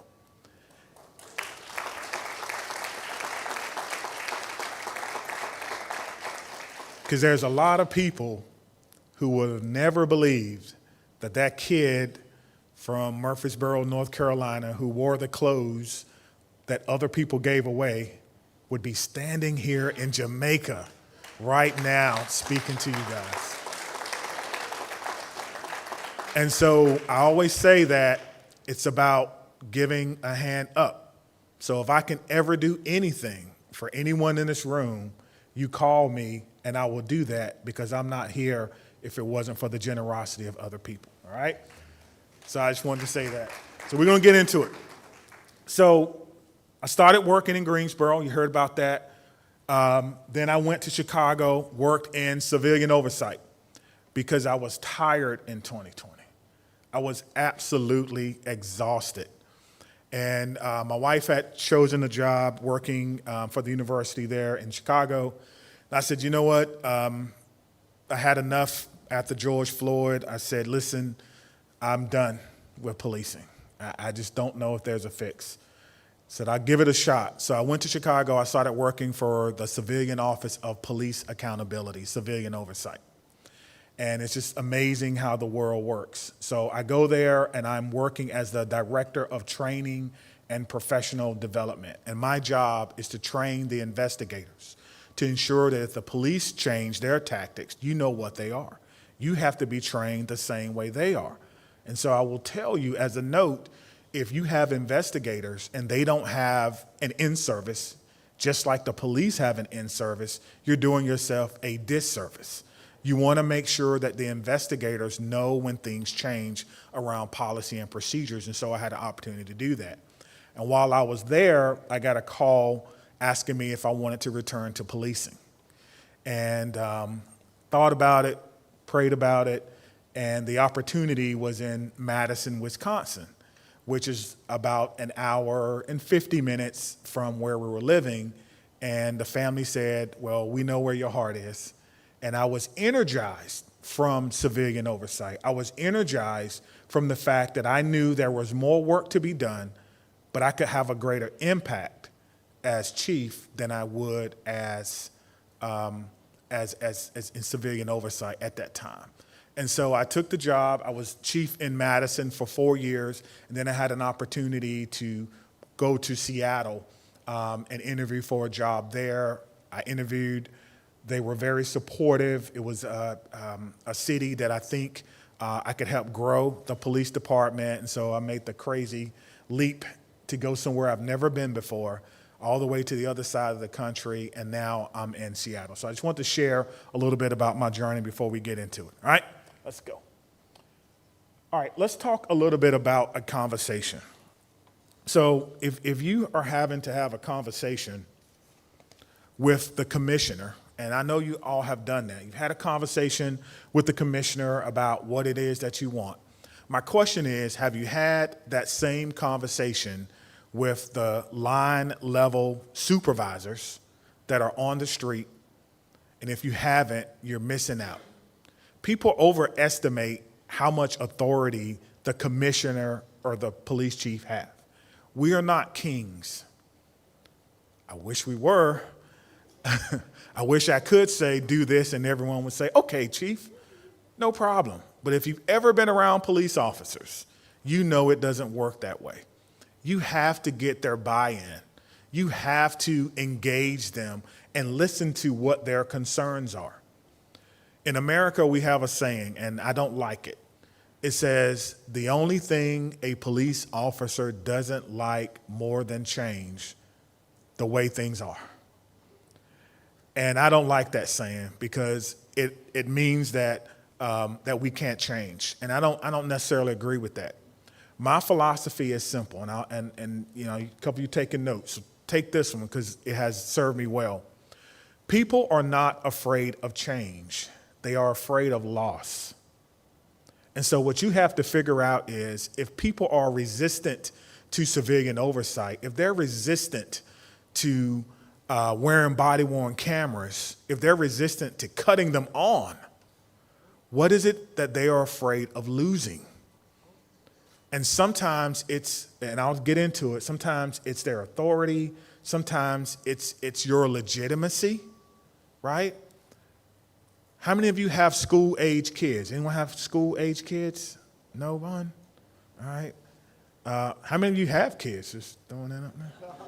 How many of you like kids? I don't know. I was looking at the faces out there. I said kids, and well, for those of you who, you know, it's never too late. But what's a common bedtime? What was your bedtime in the back with the green? What's your child's bedtime? 8:30. Okay. Your child's bedtime is at 8:30. Okay. All right.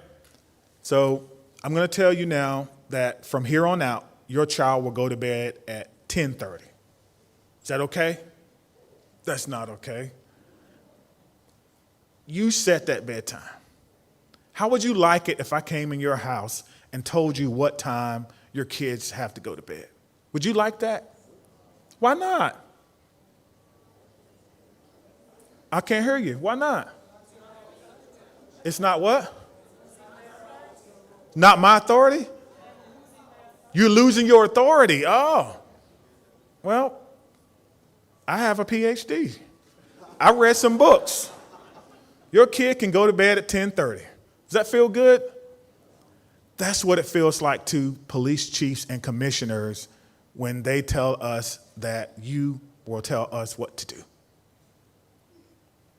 I say that in love because I want you to understand what you are up against or what you have to collaborate. It feels that way to police chiefs, but there's a way around it, and we're going to share some of that. These are some slides that will help you have the conversation, not with the commissioner. He or she already knows.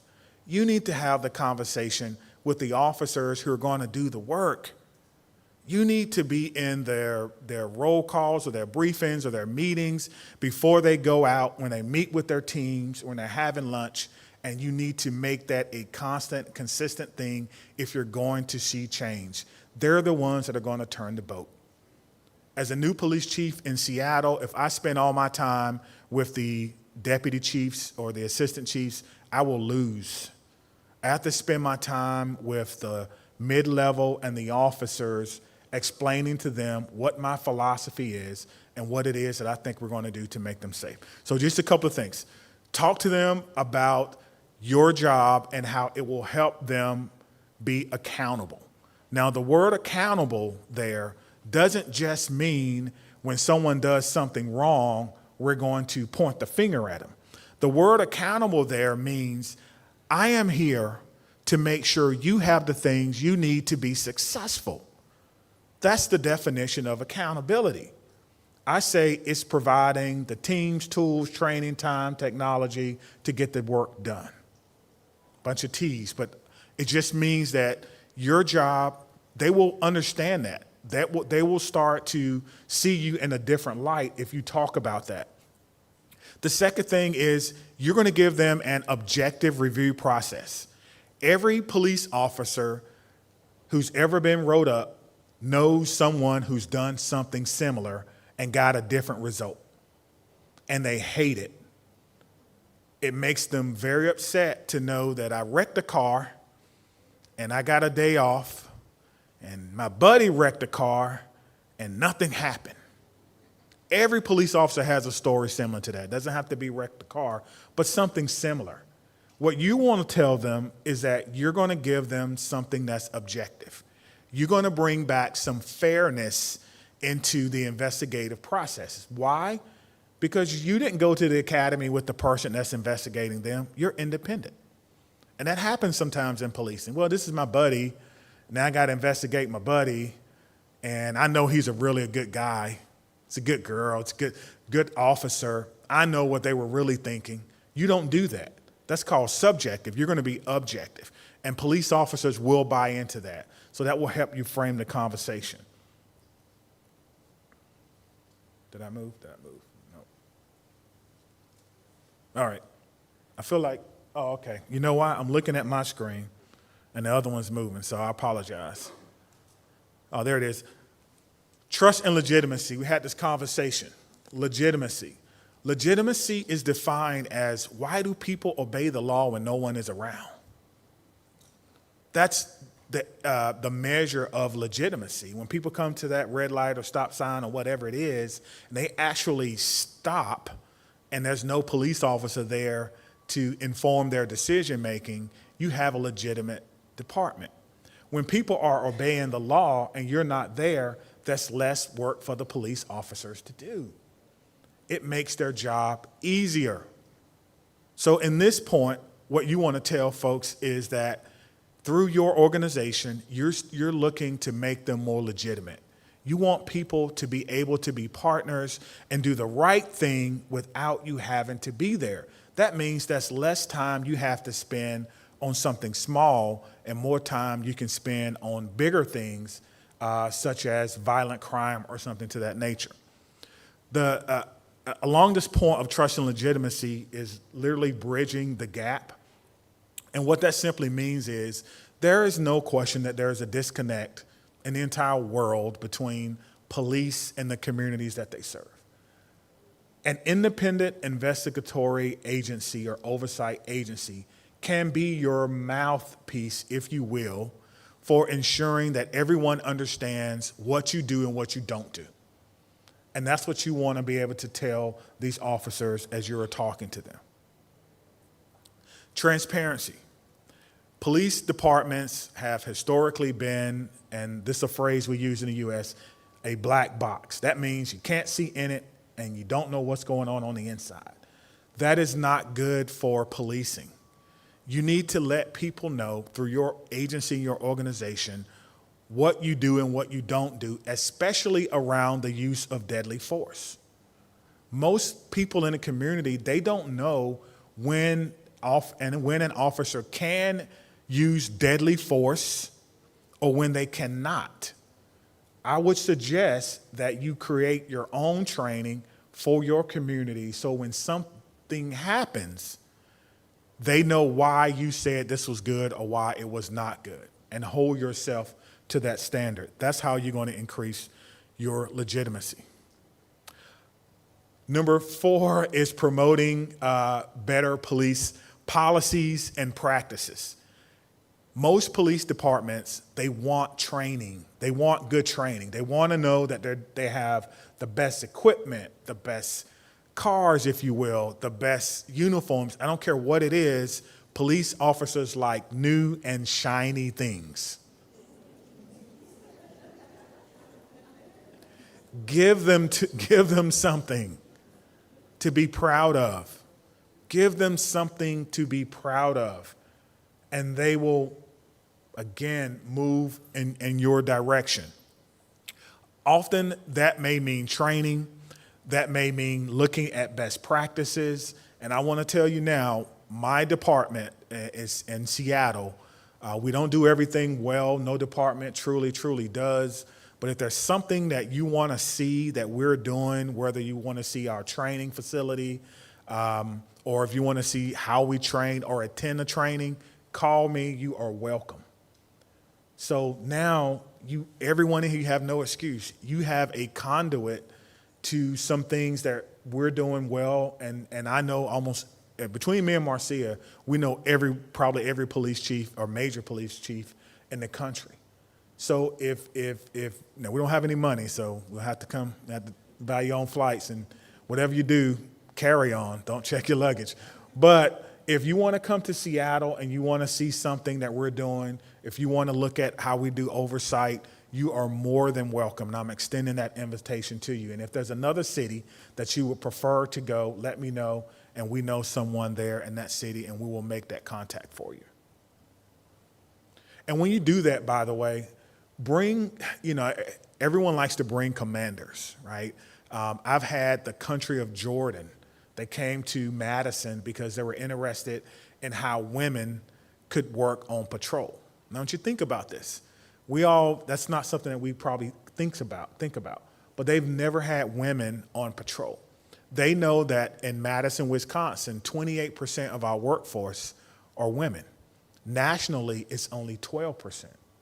So when they reached out to me, I said, yes, you can come. They brought an entire delegation of folks, and most of them were all commanders, higher up and higher level, and we allowed them to ride in a police car with female officers, and in their mind, they're like, oh, that's how it's going to work. You know how it works? The same way it works with men. They came a long way for me to say that, and I appreciate them being there, but it was a great experience for them. Now, when they went back, I was pleased to find out later in October that the king said women can now go on patrol, and they did that because they came to visit.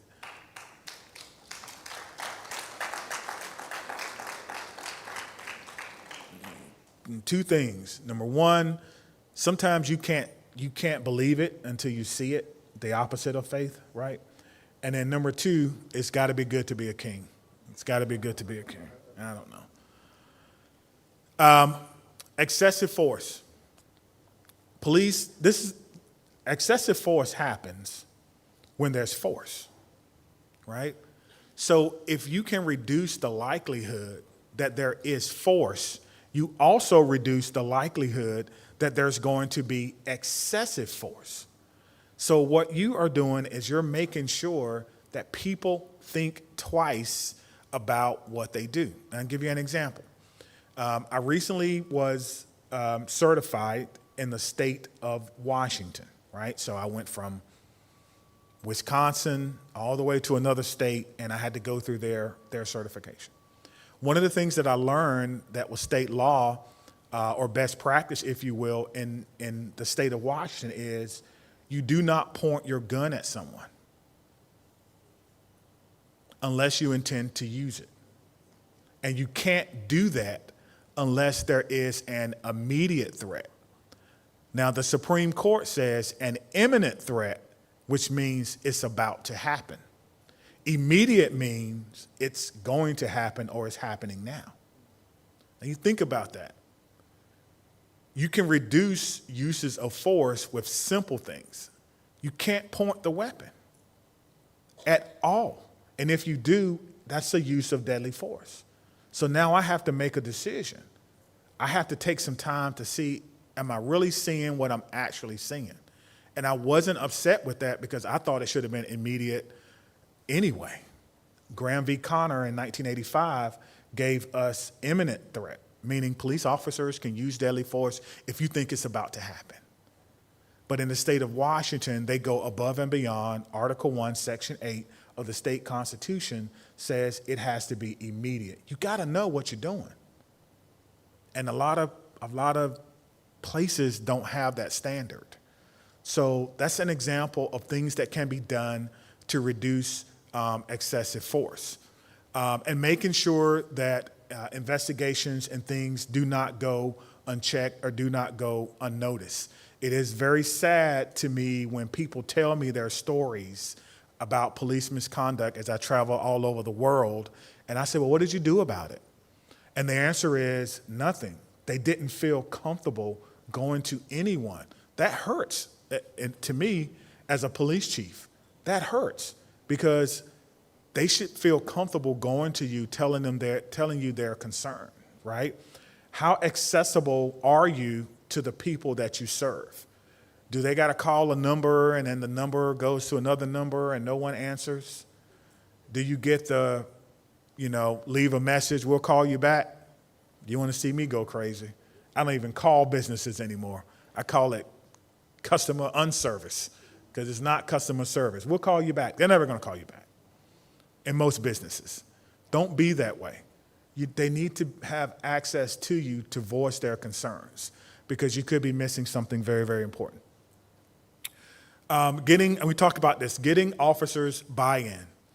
Police officers who you want them to police the way that you're trying to get them to go. They want to know more than anything that they are supported. My police officers in the room can nod their head. They know if they're supported or not by the way you behave. And if you are, like Marcia said, giving them compliments, creating your own awards dinner for them, where you give awards for de-escalation, where you give awards for the times you could have done something but you didn't, where you give awards to people who may not make all the arrests in the world, but they may go out in the community. They may know people. They may be doing things on or off the job. They may be having their own nonprofits. My best friend and I, we created a very small nonprofit. We're not trying to collect money or anything, but the nonprofit gave food and supplies to a domestic abuse shelter. Because we went there on a call one day and we found that when people show up, babies didn't have Pampers, the sizes weren't correct. Sometimes, people were trying to figure out how they're going to put their meals together. And it's like, no, we can't do that. We can't do that. And so my friend and I, we both like to party. He's a DJ, and I know a bunch of people. And we had one event. It was called Costumes.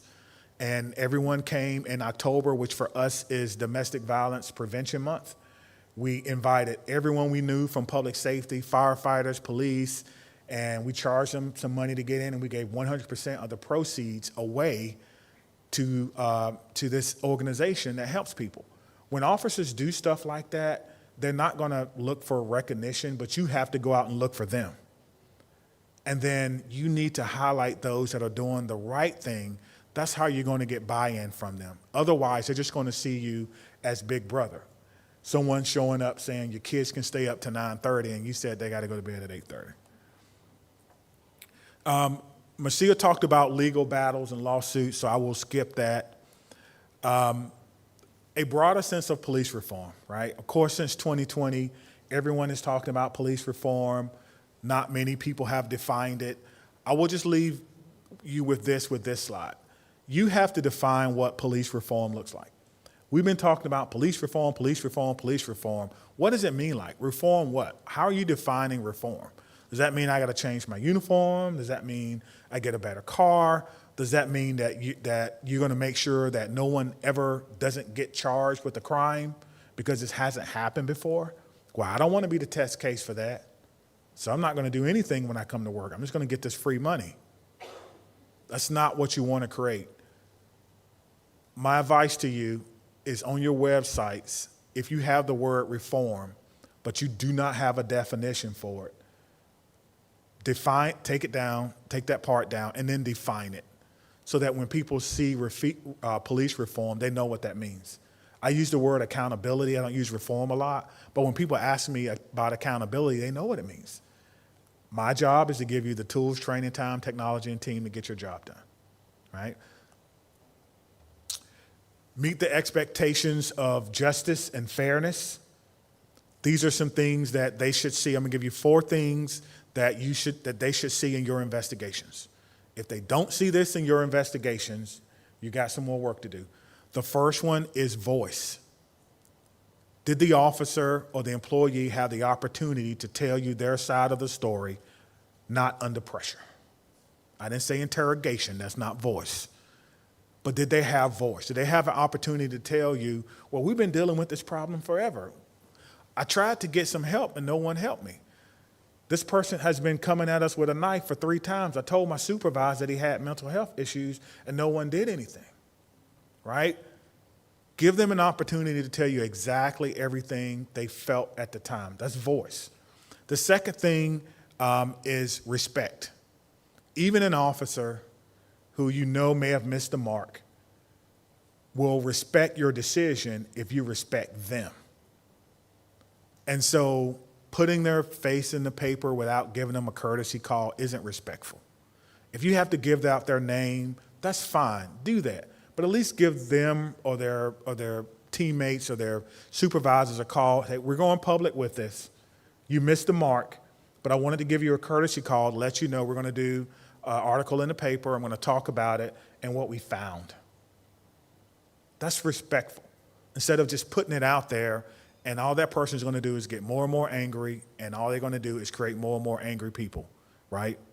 You ever heard misery loves company? You might ever heard that statement? Well, that's technically not true. Misery doesn't love company. Misery loves miserable company. People who are miserable want to be around other miserable people.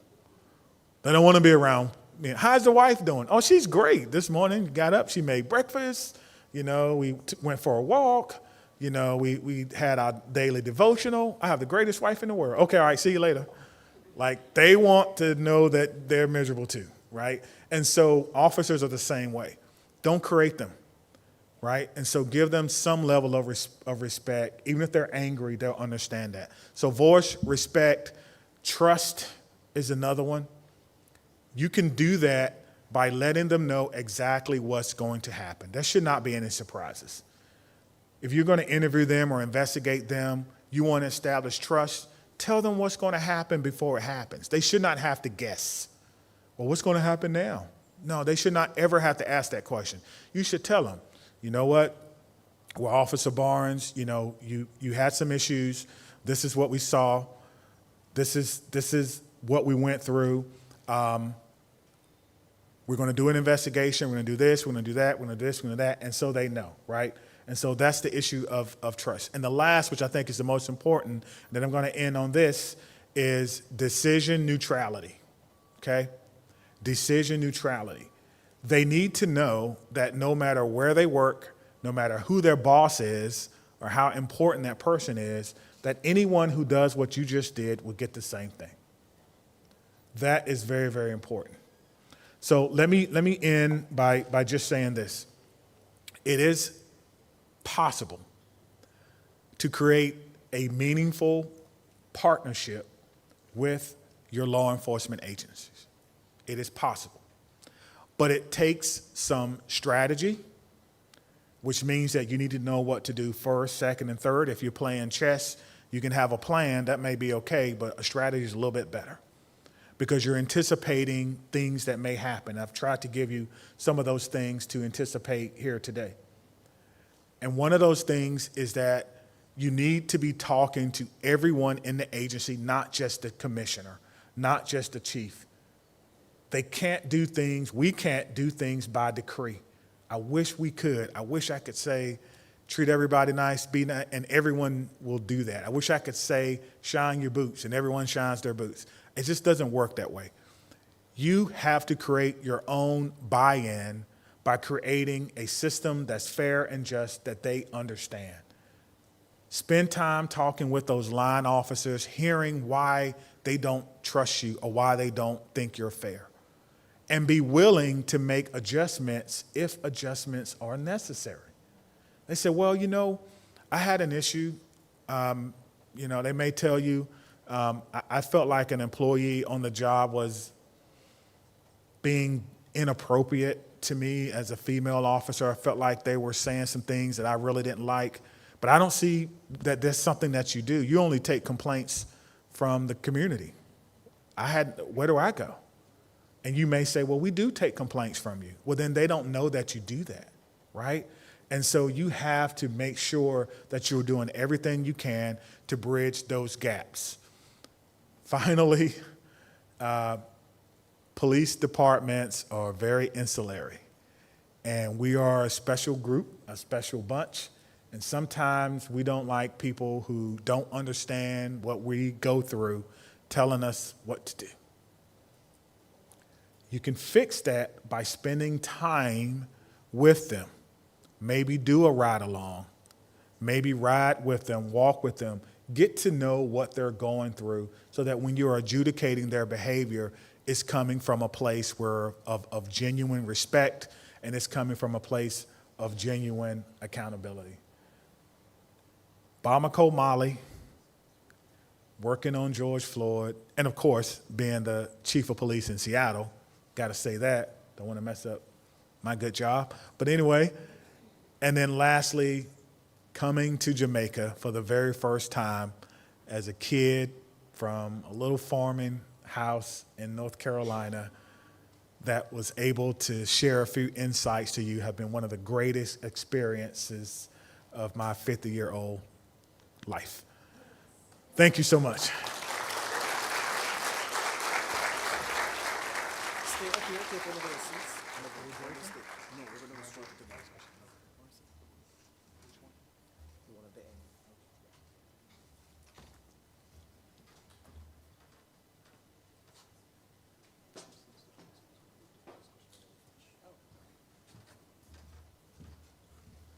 All right, so we've changed the program because it makes practical sense to just do the panel discussion now, and then when we finish, we can still trap 1 p.m. and we can have refreshments afterwards, and then you can keep your schedule that you programmed for a 1:15 end. All right, so let's get a round of applause for Marcia and Dr. Barnes again. All right, I am inviting questions from the audience. I don't want anybody to be shy. And, sir, okay. There's a microphone there. Can you check if it's on, sir, please? Hold on. Can you just sit for him? Thank you.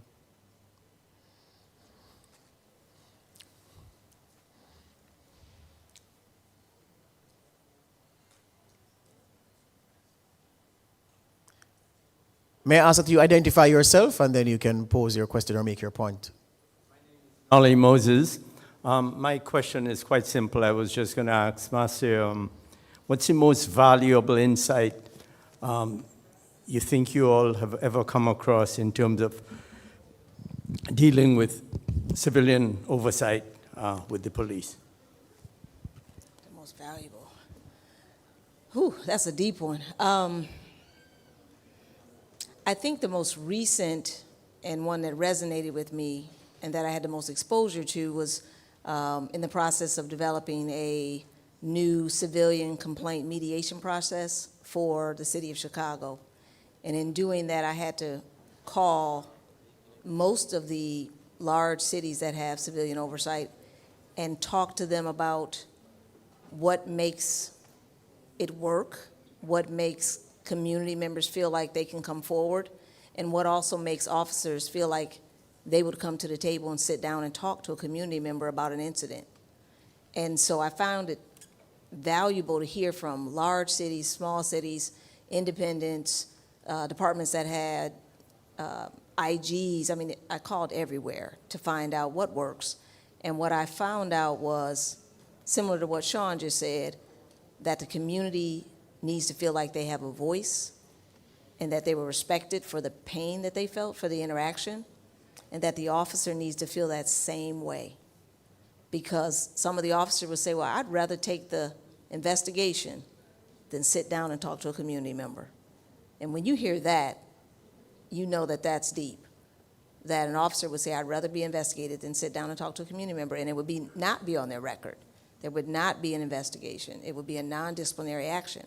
And so when I heard that from particular departments, I said, Well, can you explain to me why that is? Is it because they don't feel safe, that they're not going to be berated or further humiliated or degraded by the community member? Or they feel like you're going to give them an easy pass on the investigation anyway, so it's not worth them going to the table? So I found hearing that made me ask different questions when I found that from some of these jurisdictions. So that was most impactful recently. Thank you.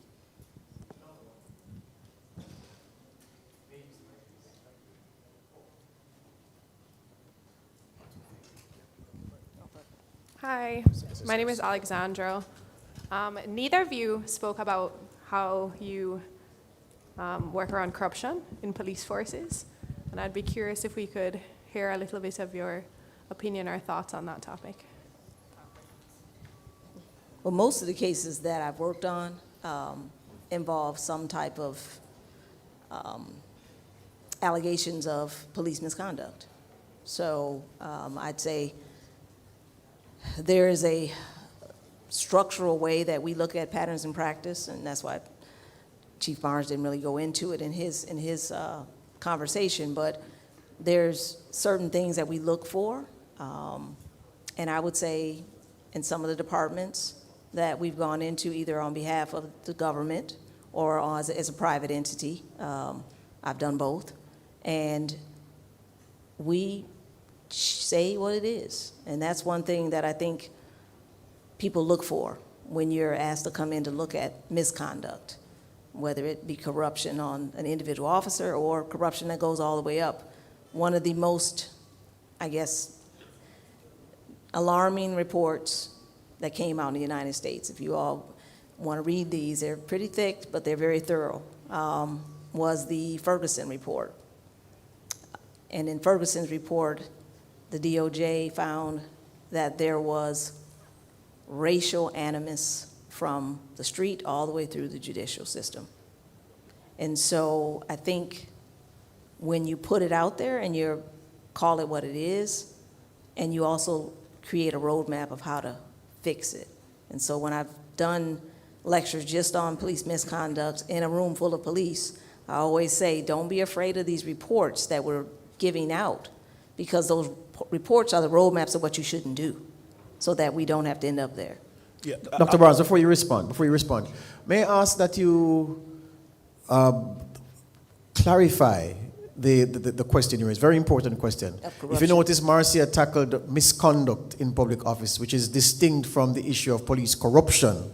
So I just want you to just zero in more, to just broaden the question, so that perhaps if it is context specific to Jamaica or if it's general, but the issue of corruption is isolated. So we're not doing, well, I'm doing your job for you, thank you. Right, so the issue, right, so misconduct is one thing, misconduct in public office, which of course we know, and then corruption, which is you are corruptly discharging your duties, you have corrupted an investigation process, you are in the pockets of big business, you are paid to look the other way by certain interest groups. That's the kind of thing I get from your question. Sure. So the first thing is you have to create a zero tolerance culture. And what that means is anyone who, and you have to clearly define what you mean by corruption. Anyone who takes a bribe, to me that's corruption. You are automatically fired. There's no question about that. And then you're going to be prosecuted. You also need to create a culture where you have whistleblower protections, and that anyone can come forward with a allegation, even if it's anonymous. And then you would investigate that. A lot of agencies, they don't take anonymous complaints. You have to sign an affidavit saying that I attest to this thing that I think is happening. I don't necessarily agree with that. Because there are some things like corruption that people know are wrong and they want to do something about it, but they would be fearful of the retaliation. And if someone does put their name on something, they should be protected from retaliation. In other words, if I come and I say, you know, I think my supervisor is taking bribes, and you investigate it, and they know or think that I'm the person who's did it, they should not be able to transfer me to a dangerous area of town hoping that I'm going to get hurt. They shouldn't be able to deny me promotion even though I'm eligible to be promoted. And there should be legal protections where if someone does that, that person now is subject to another set, because people are smart. They won't do it individually. They'll get their buddy to do it. It's like, hey, can you believe that I want you to make sure I got it. And then they do it. It shouldn't happen at all. And then lastly, you have to create, trying to think of another way to put it, but when I was in the Marines, we call it check firing. So check firing means that if anyone in a dangerous situation sees something dangerous, they say check firing. No matter if you're a private or general, everybody has to stop. And no one will look at that person funny. You have to create a culture in the departments where anyone who sees something that's not right can stop it. We have in the U.S. we're doing training now called active bystandership for law enforcement, and there's a lot of science about why people don't intervene when they see something wrong. If you haven't had that training, you're missing out. Everyone in here, I'm telling you now, in my 25 years of being a police officer, it is a game changer. It is the one training that I think could be as close to a panacea to stopping corruption and police misconduct that we've ever seen in policing. Why do people do nothing when they see other people doing things wrong? And that training gets into the psychology of it, the fear of it, the courage it takes to do it, and then it teaches you how to create a culture in your agency where not only it's your duty to intervene, you get in just as much trouble as a person who did the thing if you're there and you do nothing about it. It's a game changer, in my opinion. And on that point of game change, sorry, Marcia. I want to add to that because I'm actually one of the ABLE instructors, and it came out of what we would say in the United States was one of, and people from New Orleans would say this themselves, but one of our departments that was considered to have what you would now define, the way he was defined it as corrupt officers. And that training that Dr. Barnes just talked about was created in New Orleans out of their consent decree. It was called EPIC then. I think it was Ethical Policing is Courageous. And then it got morphed into ABLE. And so I actually teach ABLE across the country and am one of the national instructors, so I 100% concur with that training. And it is offered mostly free. Yeah. So if you all want some ABLE folks to come out, I might volunteer to actually help come teach that one, but they put that out for our instructor cadre. So that is something that I definitely say came out of a department that was notoriously considered to be corrupt historically, and New Orleans is now a beacon because of that training. And on that point of the program, though, may I ask, of course I don't doubt the efficacy of the program as both of you articulated, but the basic human condition, especially in a team dynamic, is that if you see something wrong, you calling out that something wrong means you are not with the team, or you are acting to set yourself apart from the team, which is team busting, which is not good for camaraderie. And again, we're not animals, but we are the herd mentality and wanting to conform with the group kicks in. How does the training posture to conquer that? Very important thing, I believe. So the training goes through studies that were done on this particular topic of active bystandership that goes all the way back to the 60s. One is a study where they put someone basically connected to electric probes, and the authority figure, you know, talking about the authority figure said, give them one shot, go to one. And the authority figure said, go to two. Most people went all the way up to 4, even though the other person, who was an actor, by the way, was screaming and yelling on the other side, and it was about the authority of that person, right? And then there was another study, and I like this one, where people were going to do an interview, and they made them late. And so they're going to this interview, and there's an actor that appears to be in distress. And people were not stopping. Because when you're in a hurry and you're rushing, you're less likely to provide help or stop when you're not. So it teaches something about slowing things down, concentrating, making sure you have the appropriate time. There's a bunch of other studies that surround every excuse as to why people would not or would do nothing if they see someone about to do something that, as she stated, it is corrupt. And it's about giving them encouragement when they do the right things as well. And I think the other thing that I want to add is, and myself and a couple other chiefs, we talk about it's tagging your teammate. So if I saw Shon doing something because he was getting upset, be able to tag, he actually said the code word. So there's a code word aside to it as well. So if we're he and I are partners and we're out in the street and I'm the hothead normally, and he sees me getting riled up, he'd be like, all right, partner, I got this. Physically may touch me, that's gonna bring me down. That's also our code, that you're getting out of control and you're about to do something that may get us both in trouble, our department in trouble, and more importantly, you may get fired as well, and you may cause harm to someone else. So that part of the interaction is also in there, that you're tagging your partner, that teamwork. This is part of the teamwork, is that I'm letting him, or he lets me know, you're getting elevated and I can take over for you. So I'm helping you out. Must be some study to conquer the real human element of squad mentality and you know what that means in police dynamics. Any other question? Yes, sir. Lady, you allow the lady first? You're a gentleman. Oh, there's a lady there. Yes, ma'am. Good morning. Or good afternoon, rather. Afternoon. Elizabeth Ward, Violence Prevention Alliance, Jamaica. Really, what I wanted to ask Dr. Barnes is, how do you build trust when there is very low levels of community trust?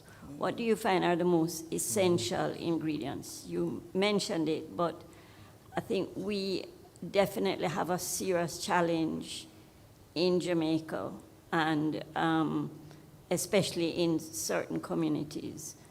And how do we change that on a larger scale and sustain it? Thank you. Yeah, I think that when it comes to establishing trust, is a question I've gotten a lot, and my answer has kind of evolved over time.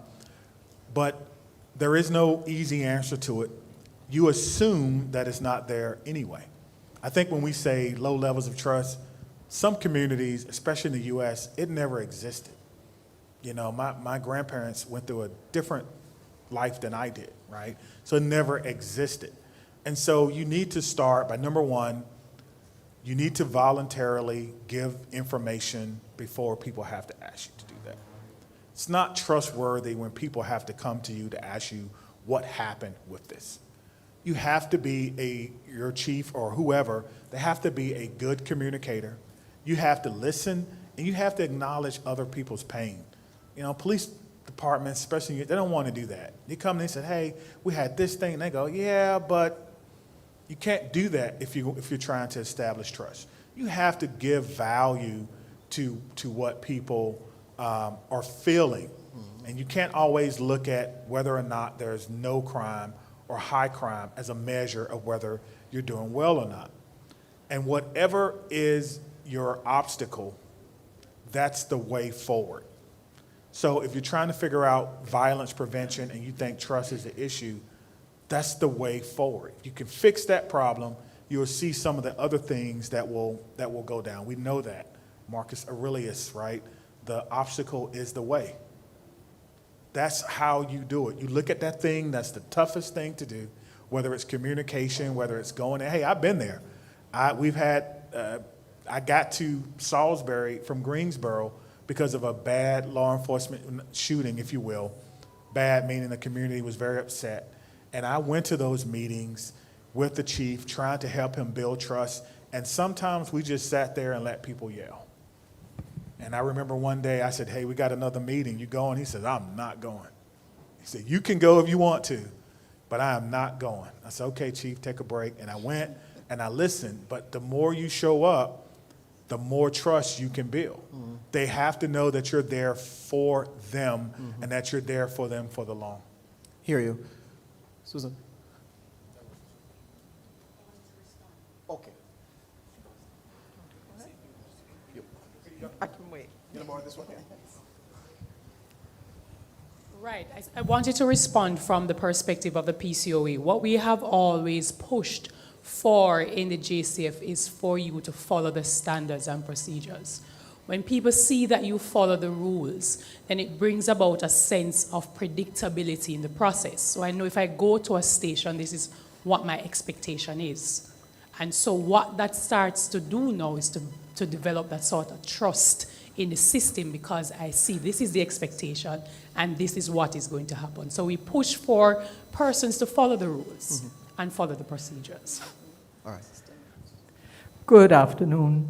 My name is Susan Goff, and I just wanted to say, I mean, we all know that body cameras are not a magic wand, but I wonder if you could say something about the role that they play in oversight, particularly where there has been the use of lethal force. Thank you, Susan. Yeah, so you saw Greensboro up there. So Greensboro was the first department in the country to give every officer a body-worn camera. And I was 100% against it. The chief walks in and says, hey, we're gonna do this thing with this company called Taser at the time, and they're gonna do body. I said, no, you're going to destroy the trust that we have in the community with body-worn cameras. I said, absolutely not. Well, I didn't say absolutely not to the chief. I was like, can we think about this? And he says, yeah, you're going to be on the committee. And so I started kind of doing my research and talking to a lot of people. And interestingly enough, I started talking to defense attorneys, public defenders, people who don't make a lot of money but are very smart and very competent, but care about people's legal rights. And they said, you know, this is the right thing to do, because I want to be able to defend my clients, but I also want to be able to tell my clients when they miss the mark and that they need to be held accountable. It's going to make everyone's life easier. It was actually my conversation with defense attorneys which pushed me to the body-worn camera. But you're right, it's certainly not a panacea. I think if you have them, you need to think about how quickly you get the footage out to everyone after a critical incident. That's going to help you with trust. I think you need to think about the cost. I have to do that, even though I know all of these companies and their CEOs. You got to think about the cost of the storage, which is a lot. And in Madison, we did not have body-worn cameras. And I don't think it's necessarily because the community trusted us. They wouldn't let us have them. They said, well, Chief, if you have, $10 million to spend on body-worn cameras, then you can invest in our nonprofits and we'll go out and we'll do the work. And we'll make it so you don't have to shoot someone. I don't know what the answer is. But I do believe in the product. I do think it has been a game changer for holding people accountable who, quite frankly, would have never been held accountable. I mean, you think about some of the atrocities that I know have happened in the U.S., including in my own hometown. In the 60s, my church was burned to the ground by members of the police department, allegedly. Right? So I know exactly what I want to see for accountability. But if you can't get the footage out, if they're not turning them on, there's a problem. And if you're not looking for good things and for bad things, then that's the problem. They can't just be on the body and then that's that. So I would say look at your policy. There's some model policies that are out there that are really good. Adapt it, make it your own. But officers need to use them. I don't believe they need to be on the whole day. I've always believed, number one, that's too much storage, that's money you're wasting. But they need to be able to cut it on if something happens. If they're called to something, they have to do police action. You cut it on. When you're done, and only when you're done and ready to move on, then you cut it off. Yeah. Young man, you wanted? Sorry, afterwards.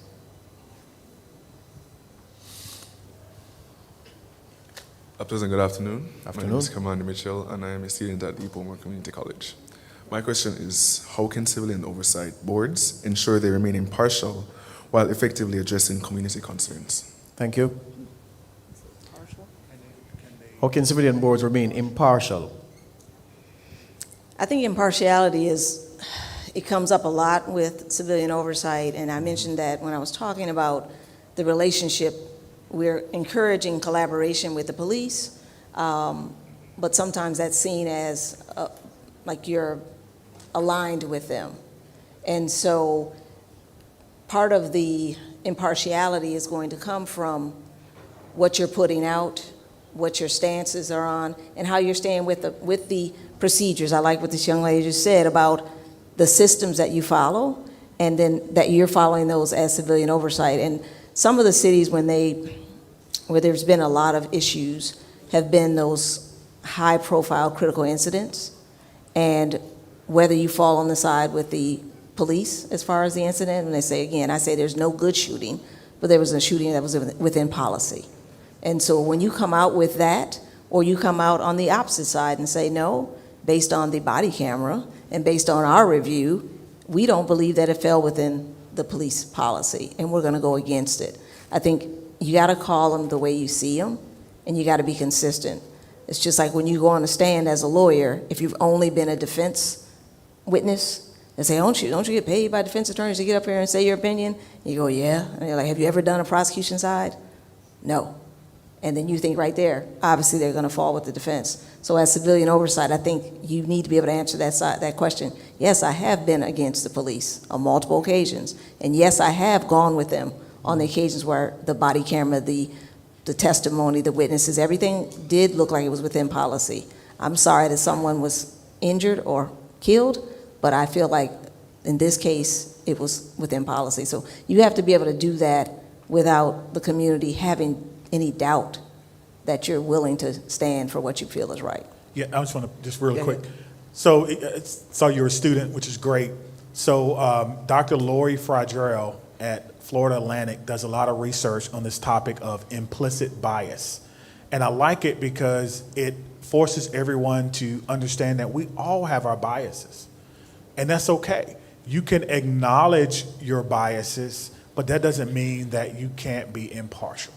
And so I think sometimes people want civilian oversight to be perfect. They want you guys to kind of float around on this cloud and be above pro. But you know, we all have our biases, and we need to acknowledge those. Some things I see makes me very upset in policing, and I can acknowledge that. Hey, I didn't like what this person did, and that really made me mad. That doesn't mean that I can't be an impartial source. So just, you know, I understand what you're saying, and I will say one other thing, and I had it on my notes, but where you get your authority from, just be careful about that. Because if your civilian oversight board is tied to a particular political party, a political person, when that person falls, guess what's gonna happen to you? You're gonna fall too. So you need to make sure that it's okay to be appointed by the governor, constable, whatever it is, it's okay, but you're not beholden to that person. Yeah. And at some point, you're gonna have to be able to articulate that. Yes, sir. Your turn. All right, so good afternoon. My name is Andrew McDaniel. I am from the Department of Government at the University of the West Indies, Mona.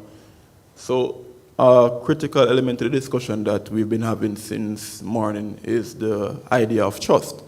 And I'm assuming the room is majority Jamaicans, so everybody understands that trust is a big issue. Or think about community-police relationships, and both of you touched on it, especially Marcia's presentation. The part about all of this, that there's a trauma response between Jamaicans, and I'm contextualizing it now, between Jamaicans and the police officers whenever there's an interaction. Now, Dr. Barnes, in answering the question asked just now, mentioned the idea of trust when it comes down to civilian oversight. But the thing about Jamaicans is that our trust has to be renewed, right, because of past injustices. So what I want to ask is that, has there been any case that you guys can identify where in a particular community you had to go in there and kind of repair relationships between the police and that community before you began any form of community policing program? You had to actually go in there first and address some of those grievances before you began community policing. Yeah, Thank you, Andrew. Yeah, that's We both got one. Yeah, that's what we did in Salisbury. I got that job because the police chief called me and said, hey, he had heard me speak at something and said, hey, I have a problem, can you come help me? We have something, search warrants, everyone's familiar with it. We were doing something at the time called no-knock search warrants, which means that, boom, the doors open and then there's the cops. They executed one of these on some robbery suspects, and a 18-year-old boy was killed in the process. The allegation was that he was asleep, he was startled, he grabbed his pistol, and there was an exchange of gunfire, and he's now dead. I don't know, but I know that he asked me to come there to help him repair trust. And then he asked me to come there and work there as his deputy. I agreed, knowing very well what I was walking into. And that's when I said it was tough. They did not want to have anything to do with us. Every major group, every major church did not want to do anything with the police. And so we had to, number one, wait for evidence to come back. We had to show them what actually happened. We had to show them body-worn camera footage. We had to do a lot to demonstrate what we did, but there's no good police shooting, ever. And when someone feels that an atrocity has occurred, that someone has lost their life, you can't go in there leading with your statistics, data. You gotta listen to people and you gotta talk to people. And sometimes police departments don't wanna do this. You have to be willing to say, I'm sorry for what happened and I commit to do better. When's the last time you heard that? Police chiefs don't wanna do that. It's like as if this is some barrier or maybe some legal person, you're a lawyer, has told cops that if you do that, people are gonna sue you. I don't know. But we met with the community, we broke it up into small groups, and that didn't work out because then people thought we were having secret meetings. Why wasn't I invited? Well, your meeting is Tuesday. Well, why did they get to go before me? You care about them more? Like, it was a disaster. That didn't work out well. And so we went through the community, and then I started a foot patrol, if you will, initiative, starting with me. So me, the chief, and you can look this up. In fact, if you Google me, there's a photo of me doing this with some commanders. Captains, get up, get off your desk, let's go. What do you mean? Yeah, I know you're safe. Get up, let's go out in the community. And we started by doing foot patrols. We went door to door, knocking on doors. We had like a little flyer, hey, here's some community policing, here's some stuff that's going on, shaking hands. And there's a great article about it, and there's a photo of it. We went door, my goal was to try to knock, like if I was running for office, I tried to knock on every single door in that community where that young man lost his life just to reestablish some trust. Let me touch on that just briefly. I took a different approach, and actually in our respective city in Chicago, I was actually called in to work with 85% lived experience. So in your terms, we were just talking about impacted individuals. And I was actually hired to come in and facilitate rebuilding trust. And they were kind of at a standstill as far as where they wanted to go with use of force policy based on a consent decree mandated by court. And the community members didn't want to sit down with the police, and the police didn't want to sit down with the community members, and that's a very, again, generalization. But getting them to bring folks that actually had been impacted by police violence to trust the process, one. So we had a lot of dialogue about who was going to be invited into the space. They were all trauma survivors. Either they lost a loved one or they themselves had a relative that had been killed. So each of them had been impacted. And then get the police to say, I'll actually come in there also and sit down and have a conversation around policy. So we were creating a use of force policy together. I think it's the first, maybe one of the first in the country where they've had lived experience people co-create a policy. But creating the process of how to do that with all that history was what I was hired to do. And aside from we could have just done taser policy, they picked use of force. I said that alone was enough to make the people traumatized just thinking about how we're going to go through all these policies. But one of the things that happened, which I don't know if we would have added this to the process, was the same week we were going to start, George Floyd happened.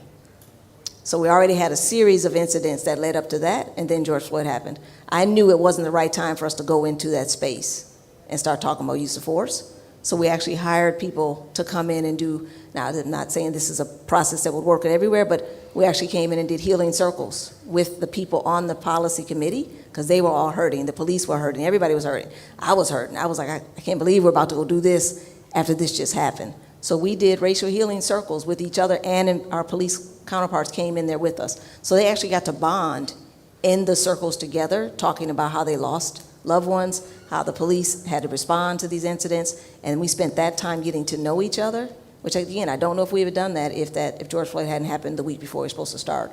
But we took the time to get to know each other as people and the loss that we'd had, and then also the police. No one wanted something like that to happen in their city. No one wanted that to happen in law enforcement. So they were able to have some empathy about loss as well, and that helped us heal and trust each other to even start that process. And that was a long, almost a year and a half process of trust building throughout, but that's what we started with. Yeah. And I think that really helps. All right, great. Let me take her at the back and then you, sir. Thank you. Good afternoon, Shani Graham. Question for you, Dr. Barnes. What's your perspective on how the police can balance policing in an environment where there's so many oversight bodies and a high stress crime situation? So they need to do the work, they need to police, but then there are so many oversight bodies.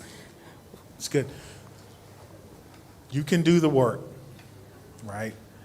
You do not need to be focused on the oversight body. Like when I was working the street, I worked a very rough area.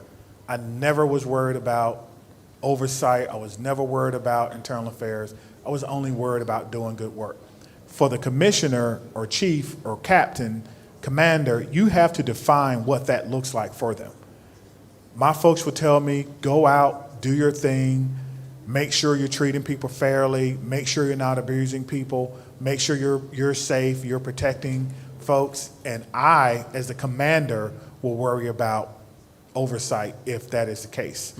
They need to be focused in on being safe, because if they are safe and they have the tools to be safe, they don't feel threatened. And the problem is we haven't given them that definition. We haven't given the officers the tools, so then they go out and they go, man, this area is bad. We had a shooting here. You know, a kid was hurt. This was hurt. That was hurt. I don't like it. I want to do better, but I don't have what I need to do better. That's on us as commanders and as oversight. And when you go around, like I told you, and you talk to them in their briefings, what do you need to do your job better? Well, you know, we need more people. I'm going by myself. I feel threatened. I don't feel safe. And then bad things happen. Well, he told you that they didn't have enough people in this particular beat. Commander should have fixed that if they can. Or they should have created policies where you go together as a team, or that you work together as a team. Something that police departments used to teach a long time ago, I hope they don't teach it anymore, is contact and cover. That means I go to a problem, I'm the contact, she's the cover. Her job is to watch my back. My job is to do all the talking and everything else. We don't do it that way anymore. You know who does the talking? Whoever is best at it. Whoever has the best approach.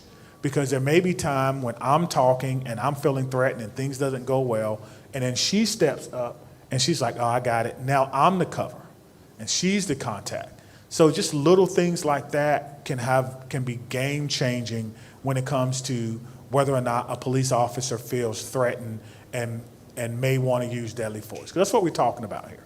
How do we prevent police officers from killing community members, right, unjustly? That's what we're really talking about. And a lot of it is about how we respond. All right, sir? You've changed? Okay. Ma'am?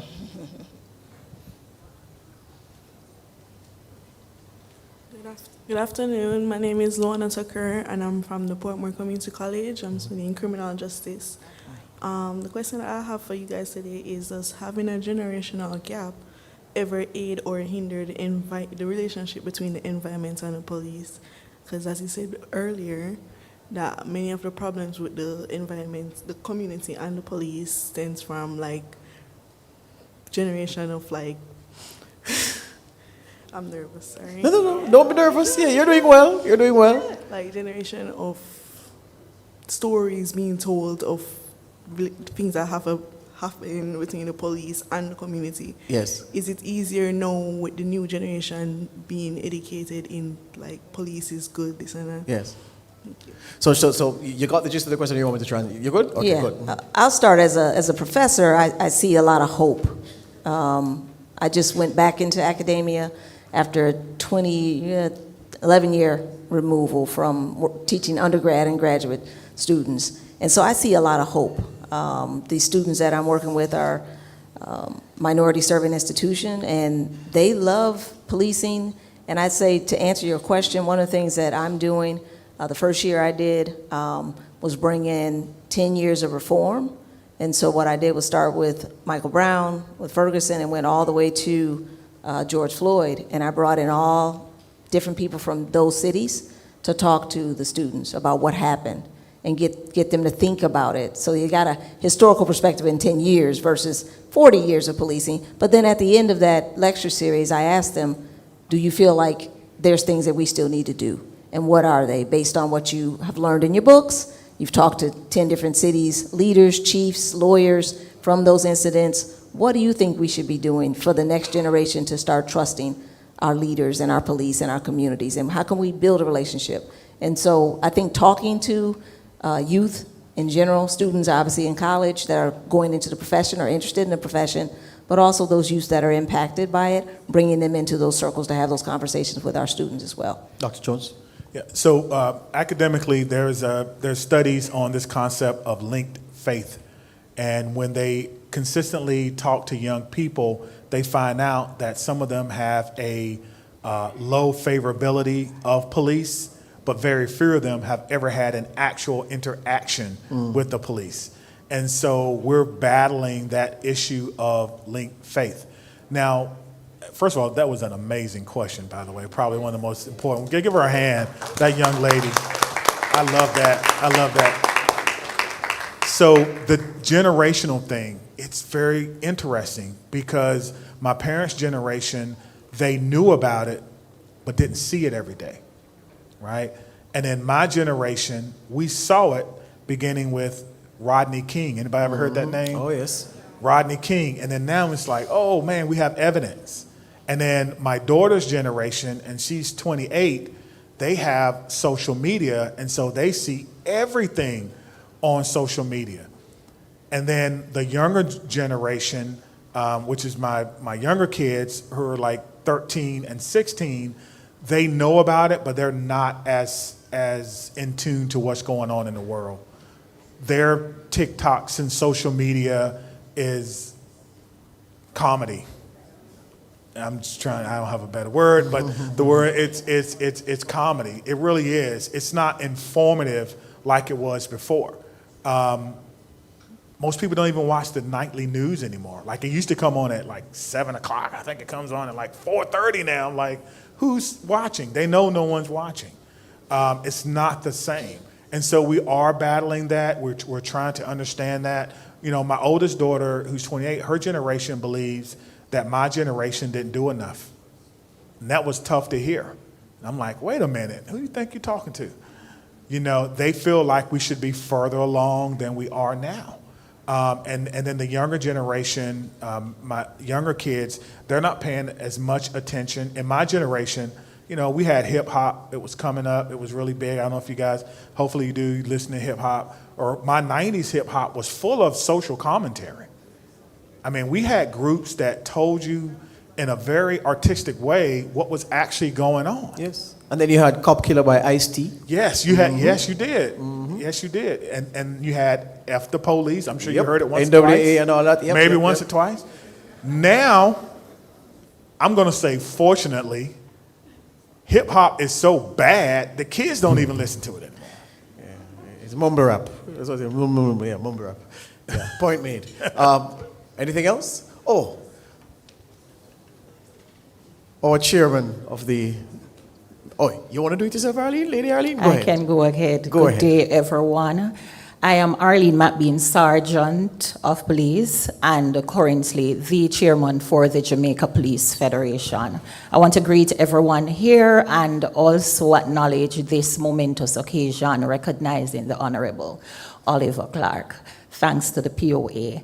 Now, to the panelists, I want to thank you also, but I'm going to start with Madam Thompson. I listened keenly to your presentation where you highlighted the 6 C's, And the conception, the composition, collaboration, I think I'm getting it right. You spoke about the creativity, culture, and credibility. Dr. Barnes, you recognize trust, accountability, and I think, what am I missing? Transparency. Now, within the Jamaican context, whilst I've listened to your experiences abroad and so on, the Jamaica Constabulary Force being an organization over 150 years old, we have come a far way with all the issues and the things that we need to enhance transparency, accountability, and trust. I believe, as I heard Madam Ingram spoke about the numerous oversights that we have, I think our transformation is not just spoken about, but it's seen, heard, and felt. With that being said, my question to you, because I am really struggling with this as a person wearing two caps, as a police officer and as an advocate for rank and file members. How do we, my question to you, how do we correct the culture? I'm going to pluck one of your C's. That culture within communities where, because of the narrative of some of these oversights and advocacy groups, we realize there is a standoff when it is not necessary by persons in communities because of a narrative.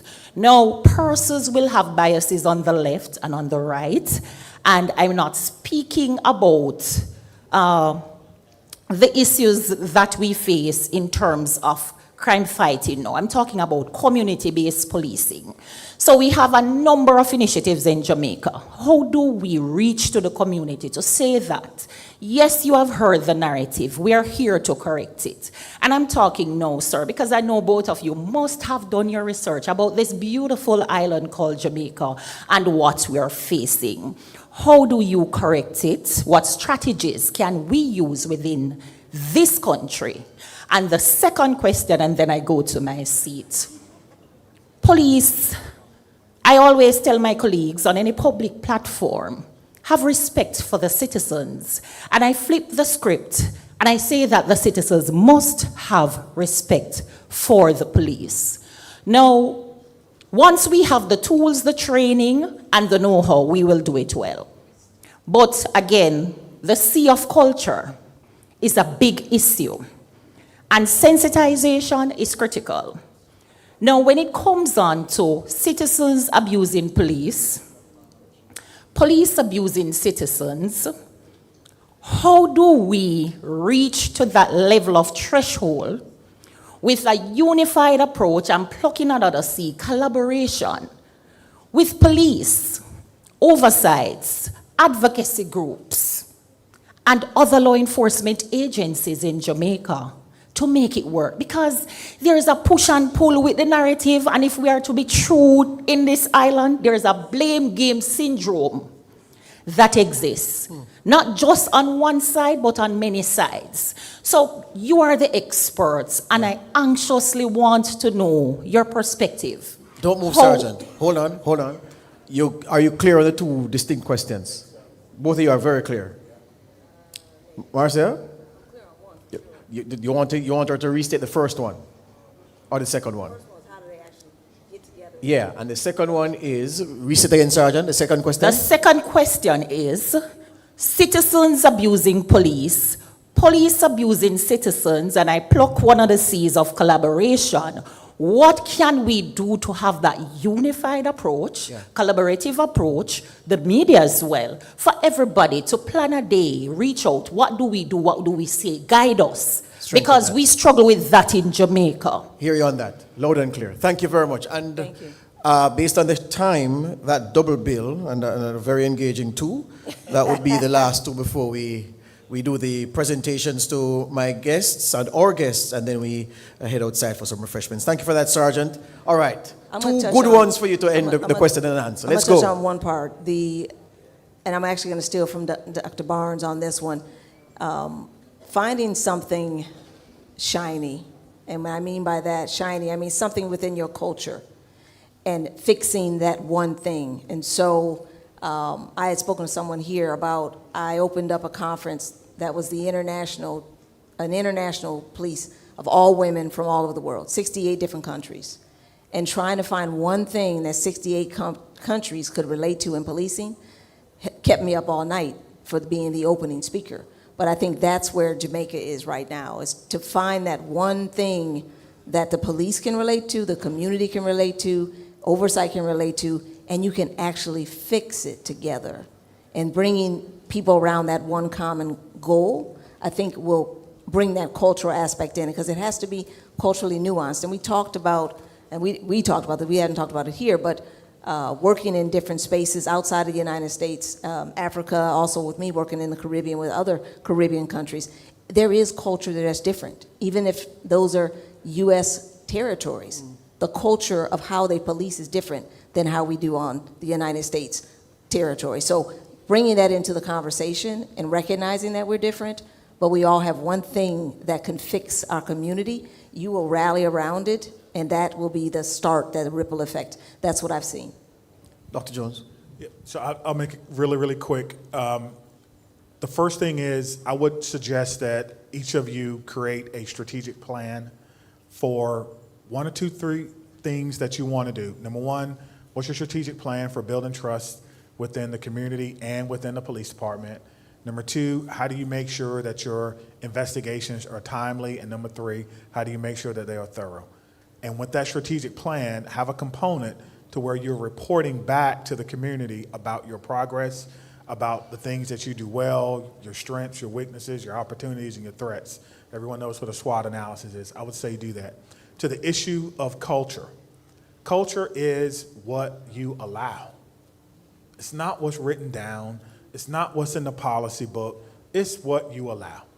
Every police officer in here knows that when you go on the job, they say, forget about all that mess you learned in the academy. Let me show you how it's really done. You have to change that part of your culture to where you flip it and you say, don't forget about what you learned, let's practice it. When you do that, then you can help change, I think, the culture of your agency. Well, and with that, folks, we are at the end. Thank you to Dr. Barnes, thank you to Marcia Thompson, thank you to you for listening and for participating and for being a good audience. You can clap yourselves now, we're at the end. All right, just sufficient time for me to say that a lot to chew on here. At the very end, we got some important things to consider where cultural change is concerned. And again, I just go back to something I said at the top. The fact that we have problems to solve doesn't mean we should throw our hands up in the air. I mean, it's a human condition to, oh my God, there's a problem.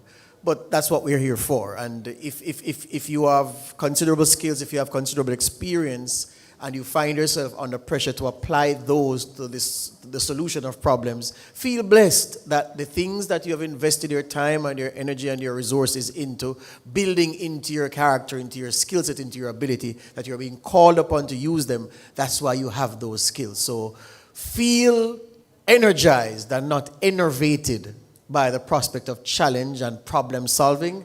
It's why we are here, yeah? And I want to encourage you to continue working to iron out the issues that make life difficult and unduly so for us here in Jamaica. Thank you again. May I invite a few people to make some presentations to our guests. The PCOA chairman, Mrs. Jacqueline Hinks, may I invite you to the stage?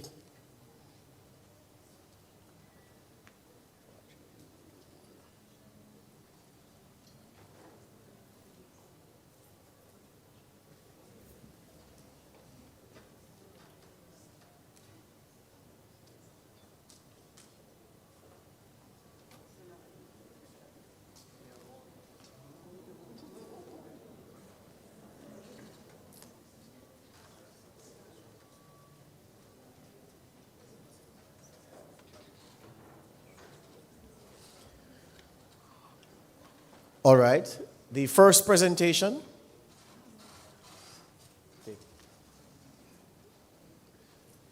is to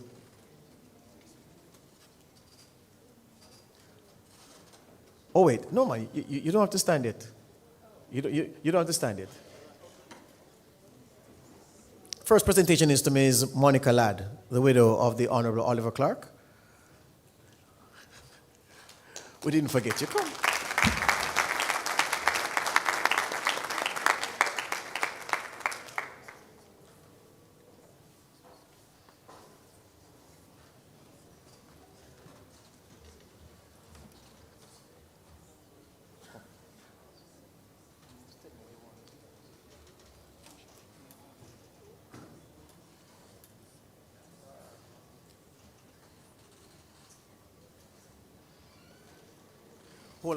Hold on. You want to ask face the.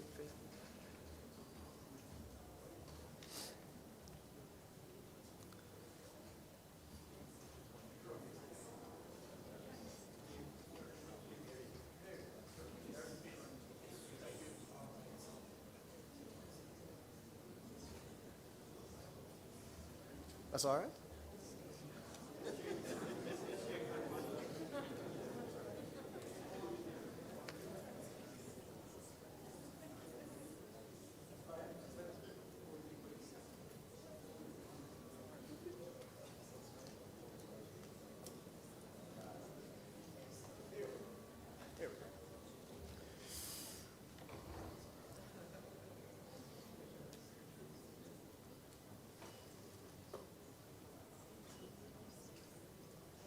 All right, thank you. Woo. All right, the second presentation to Marcia Thompson, Esquire.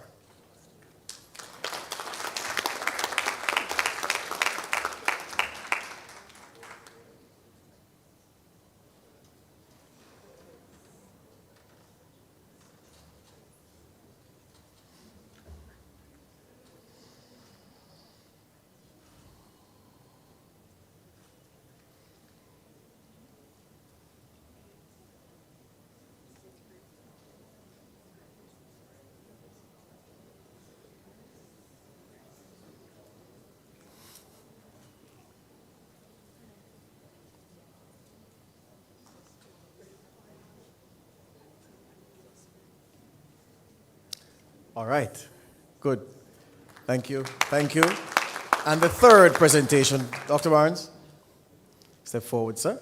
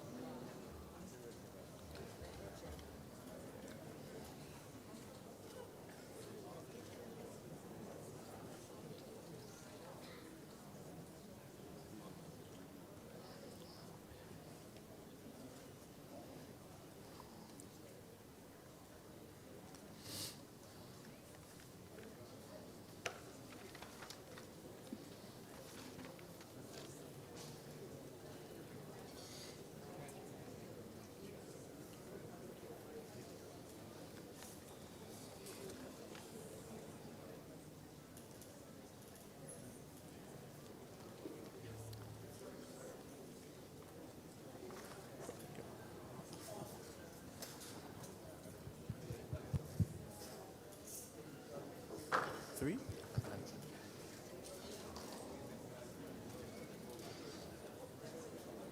So you want each person to hold it like this?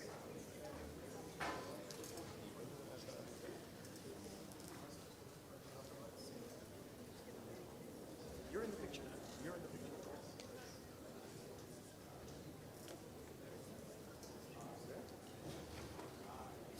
Very good. That's it.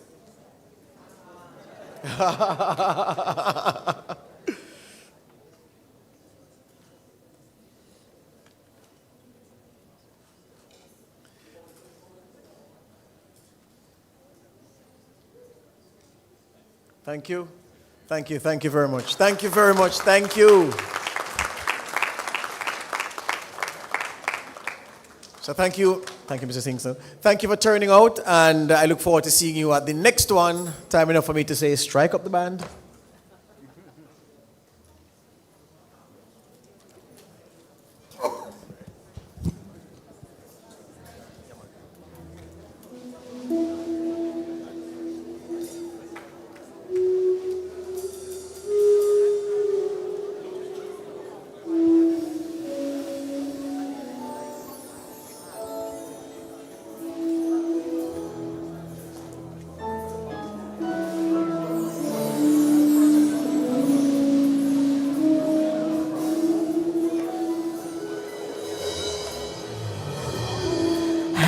you ever reach the rainbow's end?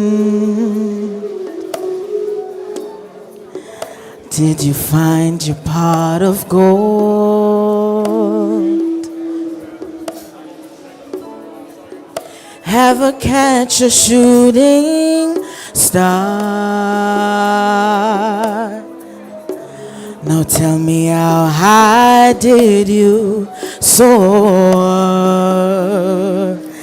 Ever felt like you were dreaming, just to find that you're awake, and the magic that surrounds you can lift you up and guide you on your way? I can see it in the stars across the sky.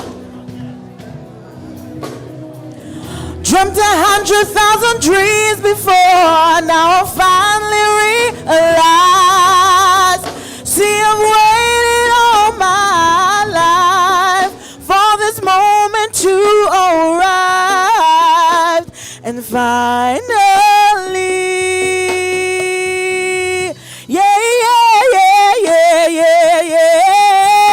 I believe in the impossible. If I reach deep within my heart to overcome any obstacles, don't let this dream just fall apart. See, I strive to be the very best, shine my light for all to see, 'cause everything is possible when you believe.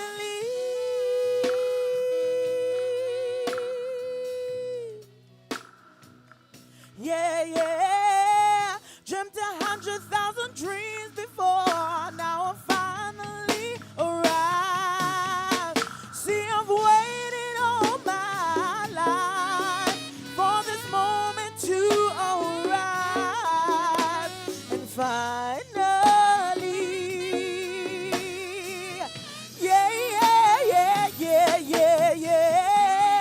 I believe in the impossible. If I reach deep within my heart, overcome any obstacles, don't let the dream just fall apart. See, I strive to be the very best, shine my light for all.